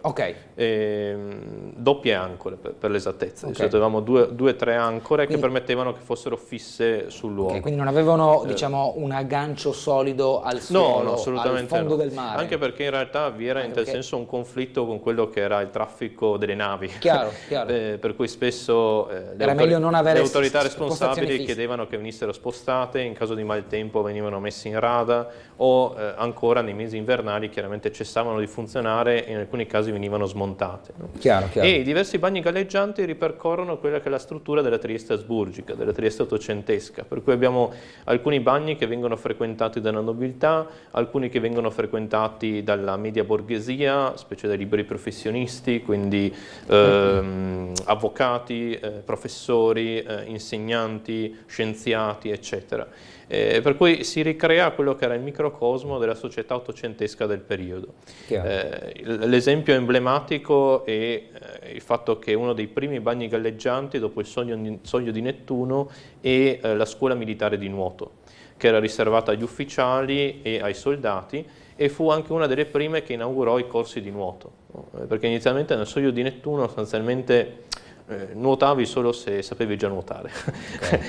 L'idea era più che stavi a mollo nell'acqua di mare e godevi i benefici del sale, eccetera, no? In obbedienza alla talassoterapia. Poi vi era anche una sala fumatori, in questo modo annullavi qualsiasi vantaggio che avevi appena guadagnato. Però chiaramente, essendo questa uno stabilimento ottocentesco, non poteva mancare la sala fumatori. Al di là delle battute, scuola militare di nuoto che successivamente a inizio Novecento verrà ricostruita e diventerà quello che è oggigiorno il bagno Savoia, quindi i lontanissimi antecedenti del bagno Savoia, prima che chiaramente venisse chiamato bagno Savoia, era il bagno militare, no? E successivamente abbiamo il bagno galleggiante Boscaglia, che è il più antico perché dal 1830 dura fino al 1911. Nel 1911 vi è una violentissima mareggiata e il bagno Boscaglia viene integralmente distrutto, lo ritrovano completamente sventrato lungo le rive, in quanto era una fragile struttura di legno. E vi era poi il bagno galleggiante per eccellenza, che è possibile trovare ancora nelle litografie e nelle fotografie di fine Ottocento, che era il bagno Maria. Bagno Maria che l'elemento interessante è che era una struttura molto più grande delle altre, ormeggiata al largo del Molo San Carlo, oggigiorno Molo Audace, quindi in una zona molto centrale, aveva all'incirca 100 cabine. Per cui un numero estremamente elevato. Vi era addirittura un piccolo barchino ormeggiato al largo del Bagno Maria che aveva una caldaia per il riscaldamento. Che era a sua volta collegato alla struttura principale in modo da non rischiare un rovinoso incendio. E l'elemento interessante è che per chi ricorda l'industria triestina, no, che avevamo trattato in altre puntate. Avevamo trattato ad esempio la costruzione dei cantieri, no? I grandi cantieri navali. Lo stabilimento tecnico triestino, che è l'antico antecedente della Wärtsilä, quando venne inaugurato a largo di Muggia, la sua prima struttura che realizzò non fu una nave, ma fu il bagnomaria. Okay. Perché realizzò la struttura di metallo, che all'epoca era estremamente innovativa, che era l'ossatura del bagnomaria, che rappresentava anche un'assoluta novità, perché solitamente queste strutture erano in legno. Dobbiamo andare nuovamente ad Umberto Bosazzi e poi andremo in pubblicità perché siamo già in ritardo, per andare a dialogare con il rappresentante della Caritas. Buongiorno. Allora, siamo in compagnia di Shannon Foman, che è rappresentante della Caritas europea, alla quale chiedo, farò poi io la traduzione, quelle che sono le problematiche di integrazione a livello europeo. Tell us something about the issues of integration on a European level. Well, because we know integration actually takes place at the local level, we see that there are challenges throughout Europe in terms of responding to the needs of people, whether they're refugees or migrants, and we see challenges in particular right now related to housing, because there's simply a lack of affordable and social housing throughout Europe. This is a major issue of concern. And of course, if a person doesn't have housing, how can they take the time to really do a job, to earn money, to also care for their well-being, their healthcare needs, their psychosocial support? For instance, a Ukrainian refugee might have experienced trauma, also other refugees, but they're also receiving less support at the local level than some of the Ukrainian refugees. So these are just some of the challenges, also education, but there have been some successes as well in terms of local responses to reach out to the newcomers, to welcome them in their societies, to take advantage of the possible opportunities that could come through employing them. There's been, for instance, shrinking cities in some towns in smaller rural areas where young natives leave the area and stay in other cities. And so refugee populations have been coming and broadening the opportunities there, starting bakeries, feeding the hungry, etc., and taking advantage of giving back to their community. We saw this also in Germany. There were Ukrainian refugees who were active in responding to the earthquake in Turkey, in coming up with care packages and support to those in Turkey struggling. Ok, allora, thank you very much for your answer. Now I translate. Allora, Shannon Foma dice che uno dei problemi, quello al momento a livello europeo più importante e più difficile, è quello della casa. Ci sono molti rifugiati che logicamente per le poche abitazioni a disposizione non hanno dove stare, e quindi dice il problema è come si fa a pensare al proprio lavoro, come si fa a pensare alla stessa integrazione se non si ha una casa. L'altro problema è quello proprio di come impiegare i rifugiati o i migranti.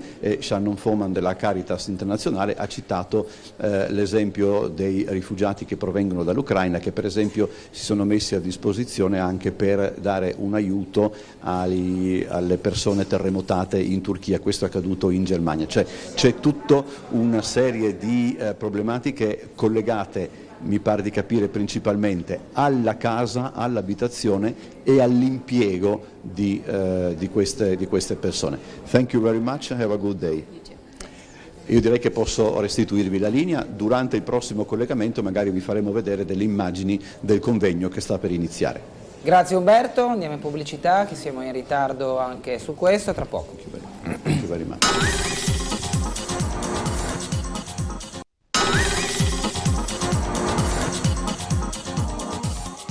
Bene, ricominciamo dunque con Zeno Saracino da qua dove siamo fermati prima riguardo ai bagni galleggianti, facendo ancora un po' di storia del luogo. A me interessava anche capire poi questi bagni galleggianti in cosa evolvono, cioè da lì nasce il concetto di spiaggia moderna, tra virgolette, di stabilimento, come intendiamo. Vi è sia a Trieste che a Venezia questa concorrenza a favore dei bagni galleggianti, no? Che sono visti in un'ottica sanitaria però anche di intrattenimento. Chiaramente si è consapevoli che è piacevole fare il bagno in acqua di mare e anche ha conseguenze positive sull'organismo. Inizialmente la motivazione è sanitaria, poi ci si sposta verso l'intrattenimento.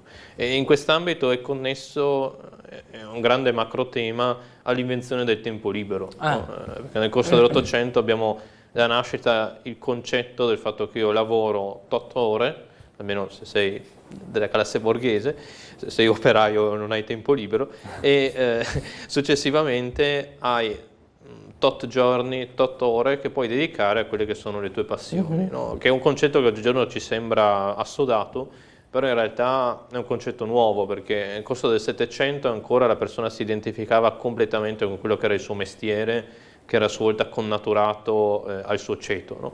Con il passaggio da ceto a classe sociale, con la classe sociale uno può, c'è una certa mobilità, no? Per cui dall'essere ad esempio piccolo artigiano puoi diventare piccolo imprenditore, no? Limitatamente a quella che era l'età vittoriana. Nasce anche il concetto del tempo libero che apre un nuovo settore dell'economia, per cui abbiamo la nascita dell'industria balneare, abbiamo la nascita del turismo balneare, cioè l'idea che io compio un viaggio per andare a rilassarmi presso una lontana spiaggia. In quest'ambito i bagni galleggianti aprono il terreno. Si tratta chiaramente di un concetto che è ancora piuttosto diverso, più legato forse all'ambito sanitario, alla talassoterapia, all'effetto benefico dell'acqua di mare, però inizia ad aprire questa strada. Ed è anche una struttura molto accessibile, perché in 1 o 2 minuti la persona, prendendo un traghetto, poteva andare nel, ad esempio, Soglio di Nettuno, o poteva andare al bagno Boscaglia, o poteva seguire lezioni di nuoto tenute dagli ufficiali dell'Imperial Regio Esercito presso il bagno della Scuola Militare di Nuoto, per cui vi era anche una molteplicità di opzioni, molto moderna in tal senso. Una piccola curiosità che avevo trascurato: il Soglio di Nettuno, che è il primo bagno galleggiante, viene inaugurato da D'Angeli, che era il padre di Massimiliano D'Angeli, che poi è uno dei sindaci di Trieste più famosi nel corso dell'Ottocento, che teneva particolarmente questo stabilimento. Mentre invece nel caso del Bagno Maria avevamo visto che la struttura principale era stata realizzata dallo stabilimento tecnico triestino, che paradossalmente il primo cantiere navale produce il bagno galleggiante, non produce una nave. È un elemento interessante. E in quest'ambito la struttura in ferro aveva anche una funzione difensiva, pratica, perché si trattava della griglia nella parte inferiore della zattera, no? Griglia che poteva essere alzata e abbassata, l'acqua di mare entrava e avevi una vasca, no?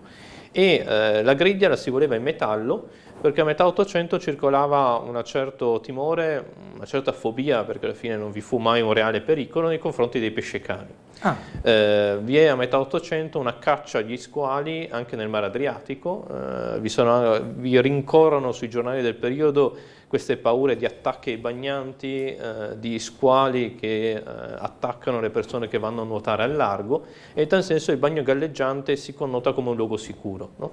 E se ci fosse uno squalo che tenta di azzannare la griglia, chiaramente se è in metallo sono più sicuro, ecco. Ma c'era davvero questo pericolo? No, in realtà a mio parere personale no. Ogni tanto si vede uno squalo nell'Adriatico. Può capitare, sì, però più la nostra non è mai stata conosciuta come zona di squali. Esatto, forse più appannaggio dei tempi però moderni. Questa era una paura molto sentita, no? Esatto. Per chi interessa questo argomento, il Civico Museo di Storia Naturale vi è uno dei più grandi squali che era stato cacciato nel corso dell'Ottocento, che nella mentalità pienamente ottocentesca venne subito impagliato ed esposto.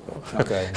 Questa rientra nella mentalità dell'epoca, per cui ad esempio se abbiamo una specie che è in estinzione, la prima reazione di un naturalista vittoriano è cacciarne gli ultimi esemplari, così possiamo impagliarli e conservarli. Okay. E abbiamo una testimonianza di quest'ultima specie, o la testimonianza che di verrà quanto definitivamente estinta. Il controsenso è la testimonianza di quanto è un peccato che si sia estinto. Chiaramente. Grazie, se non lo ammazzavi non si estingueva. Però in questo modo ho l'esemplare l'esemplare da esporre. L'esempio evidente connesso al Civico Museo di Storia Naturale è il Museo di Storia Naturale a Vienna, che espone attraverso sale ininterrotte, con anche specie provenienti dal Carso e da Trieste, questa sorta di grande panoramica di quelli che erano gli animali di un tempo, no?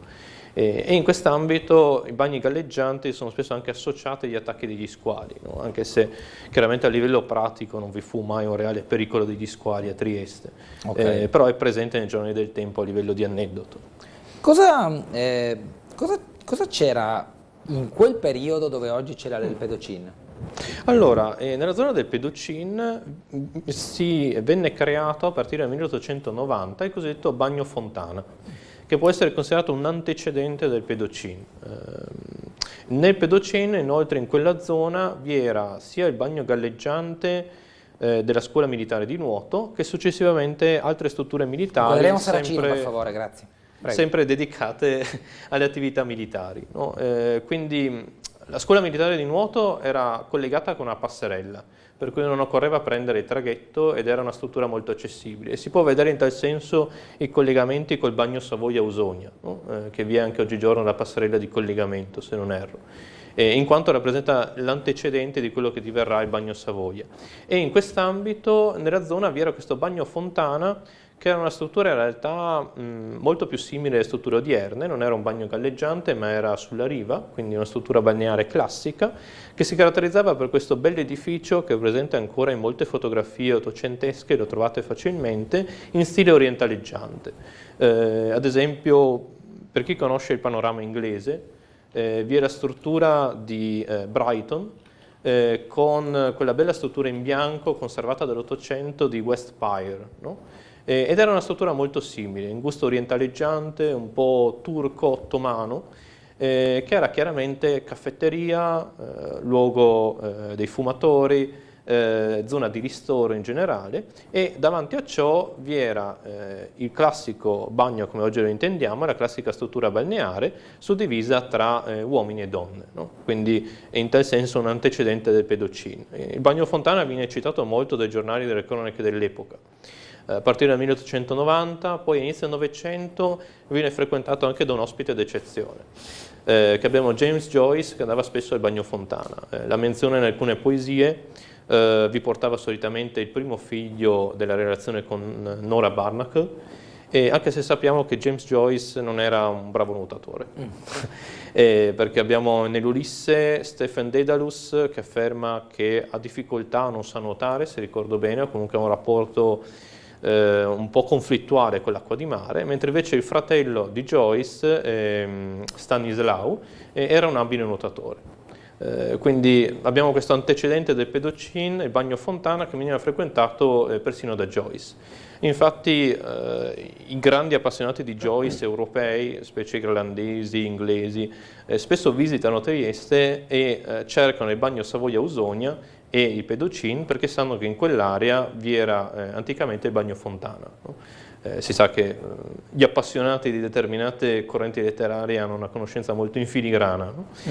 E in quest'ambito quindi bagno fontana in realtà era un bagno di alta levatura, no? In questo periodo che si afferma il nomignolo di Pedocin, che ancora non si sa quale sia la reale causa, perché in quella zona dalle ore 16 alle 18, se ricordo bene, vi era una fascia oraria precisa, veniva la truppa per potersi svagare all'aria aperta, per fare il bagno, eccetera, e in quell'occasione si spidocchiavano, no? E da qui il pedocio, no? Pedocin. Secondo altri invece il Pedocin era riferito alle cozze di mare, no? Il pedocio in tal senso. Secondo altri ancora era comunque uno stabilimento balneare di piccole dimensioni, si era compressi, si stava come sardine e pertanto Pedocin nel senso di tanti pedoci, di tanti cozzi di mare che stanno vicini l'uno all'altro. Quindi non vi è certezza dell'origine del nome? A mio parere la più veritiera? La causa può essere quella militare, nel senso di spidocchiarsi, ecco. Ok. Questa è una mia possibile... Forse è la meno romantica, se vogliamo. Chiaramente, però... La storia non la decidiamo a mio noi. parere, dopo, nel senso non è una questione storica fondamentale, lascio dopo ai triestini lo studio dell'etimologia del Pedocin. Io avevo trovato queste tre possibili cause che trovavo interessanti. Certo. Pedocin e bagno fontana in tal senso sono l'antecedente di quello che è oggigiorno il bagno alla lanterna. Rappresentano ippodromi. Poi quell'area verrà sconvolta a livello edilizio, no? Perché tutta quella zona verrà dapprima interrata, per cui scomparirà in parte il bagno militare e successivamente il bagno fontana, e verrà costruita la seconda stazione più importante di Trieste, no? Che è la stazione di Campomarzio, per la costruzione della Transalpina. In tal senso la storia dell'industria balneare si intreccia alla linea di costa, no? come viene alterata, come cambia la linea di costa, ed è connesso anche alla storia dell'industria balneare, per cui ci si allontana sempre di più del centro cittadino, no? Ci si sposta verso Barcola, ci si sposta verso zone sempre più lontane, mentre invece inizio 800 avevamo appunto ragazzacci che si gettavano in acqua anche nella zona delle rive. No? Abbiamo una telefonata, buongiorno. Ci si sposta verso zone sempre più lontane, mentre invece inizio 800 Pronto? appunto ragazzacci che si gettavano. Niente, abbiamo ritorno dall'audio, quindi non... Abbiamo una telefonata, buongiorno. Buongiorno, sono un'ora e un quarto che aspetto il telefono. Ci dica. Volevo parlare con la signora, quella signora che era prima, ma... Sì, ma era 52 minuti fa, signora Lodi, cioè, nel senso... Io ho capito che la TV arriva in ritardo, ma non credo così tanto. Cosa vuole chiedere a Saracino? Consigliere comunale, signora? Prego? No, Antonio, guardi, non è un consigliere comunale, non parliamo di politica, stiamo parlando della storia di Trieste. Se vuole fare una domanda con una curiosità è un conto, se vuole parlare di altro domani mattina. È un consigliere comunale, signor? No, è un giornalista e insegnante. Grazie. Saracino, abbiamo pochi minuti, cerchiamo di concludere almeno questa prima parte. Sì. Come si evolvono poi questi bagni? Cioè scompaiono a un certo punto? Esattamente, sì. Comincia ad affermarsi sempre di più l'idea anche della spiaggia, no? Il fatto di potersi recare in riva al mare e non più in una struttura galleggiante al largo.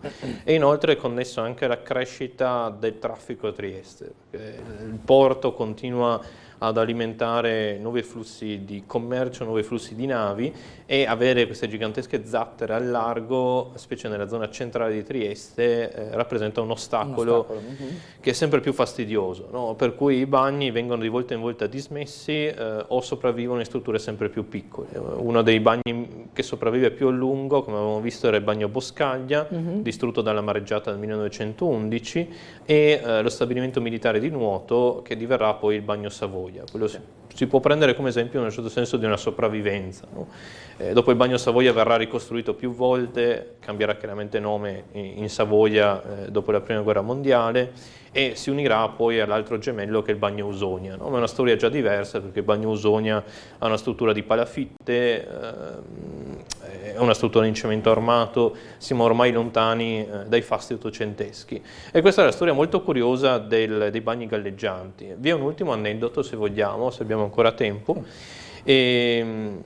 Sia il Soglio di Nettuno che il bagno Maria venivano utilizzati dai bagnanti, ma venivano anche affittati dalle società sportive.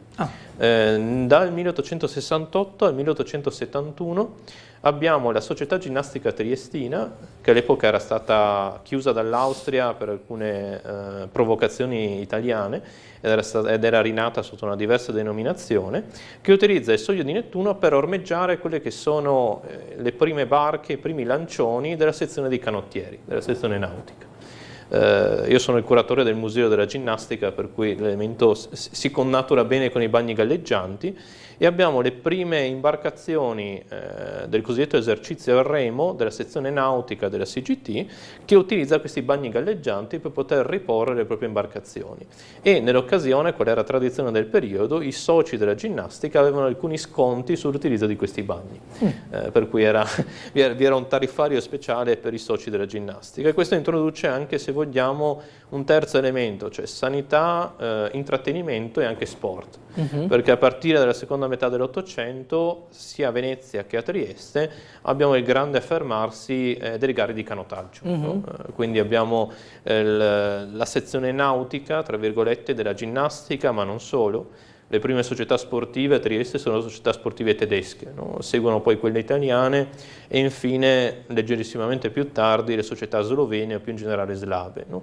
E in quest'ambito abbiamo le prime grandi gare di canottaggio che spesso utilizzano questi bagni galleggianti come strutture su cui ormeggiare o riporre le proprie imbarcazioni. Questo è un elemento interessante. Quindi fungevano anche da un punto d'attracco. Deposito, esatto, sì, deposito, asilo, anche erano strutture molto ingombranti all'epoca, no? Non abbiamo ancora le iole a 8 o le slanciate imbarcazioni novecentesche, ma abbiamo pesanti barconi. No? Il ceto che frequentava quindi i bagni era diverso rispetto da un luogo rispetto all'altro? Variava a seconda del bagno galleggiante. Dopo, con l'avvento delle grandi spiagge, vi è una graduale commistione. In generale avevamo sia bassa borghesia che alta borghesia, spesso anche divisa a seconda del bagno. Non vi era una rigida separazione, però poteva capitare che alcuni bagni galleggianti venissero prediletti da determinati mestieri o da determinate classi sociali. Tutto questo lo possiamo collocare oggi nella zona della Sacchetta, a largo della Sacchetta, quindi siamo nell'area delle rive più vicine a Campomarzio fondamentalmente. Esattamente, sì, sia nell'area della Sacchetta che nel caso del Bagnomaria anche al largo del Molo San Carlo, quindi odierno Molo Audace. In generale ci si posizionò sempre nella zona delle rive. No? Quindi diciamo che dal Molo Audace di oggi fino a Barcola non vi erano piattaforme in acqua. Poteva zona capitaneria di porto. Sì, poteva esserci qualche bagno galleggiante, ma era più raro. No? Gran parte era concentrato nella zona della Sacchetta, essenzialmente. Sì. Quella è l'area principale. E in quest'ambito i bagni galleggianti in un certo senso aprono la strada a questa, come dire, a questi tre ambiti, no? Da un lato industria balneare e anche turismo, perché molti venivano a Trieste attirati da quella che era la qualità dell'acqua di mare, almeno così veniva rinomata nell'Ottocento, un ambito scientifico-sanitario, perché abbiamo la stazione zoologica, abbiamo i primi studi anche sulle specie che abitano nel mare Adriatico, che dopo troverà concretizzazione con quello che è l'odierno acquario marino, no? Che nasce nel 1920, dedicato al mare Adriatico principalmente, dopo viene il pinguino, le specie più esotiche, eccetera. E infine un terzo ambito che è quello sportivo, che è altrettanto fecondo anche se viene spesso poco citato, no? Perché abbiamo la nascita di un'industria sportiva, dell'idea dello sport come competizione e non più come singola attività. Il lungomare di Barcola decolla dopo, quindi? Decolla successivamente, sì. Barcola veniva frequentata, aveva ricevuto alcuni imprimatur notevoli da alcune personalità del tempo, si sapeva anche che vi erano rimanenze greco-romane nell'area. A fine Ottocento viene scoperta ad esempio una villa romana nella zona di Barcola. Sì, dove c'è l'hotel. Esattamente. E inizia a essere luogo anche di grandi gare di canottaggio, no? O in generale dell'esercizio della nautica. Per cui è un altro ambito molto interessante che si afferma leggerissimamente più tardi, no? La zona di Barcola, eccetera. Bene, noi siamo arrivati alla fine, ringrazio nuovamente Zeno Saracino. Grazie a voi. Interessante anche perché ci stiamo avvicinando alla stagione estiva, o meglio sia da un punto di vista proprio di inizio programmatico che sarà a giugno della vera stagione estiva, ma anche climatico, sebbene questi giorni ricordino più l'inizio della primavera che l'inizio dell'estate, ma è giusto che ogni stagione rispetti il suo diktat, quindi se la primavera è misto fra pioggia e vento e sole, ce la teniamo così com'è. Sì. Bene, grazie a Zeno Saracino, grazie a tutti voi per averci seguiti, arrivederci, buona giornata.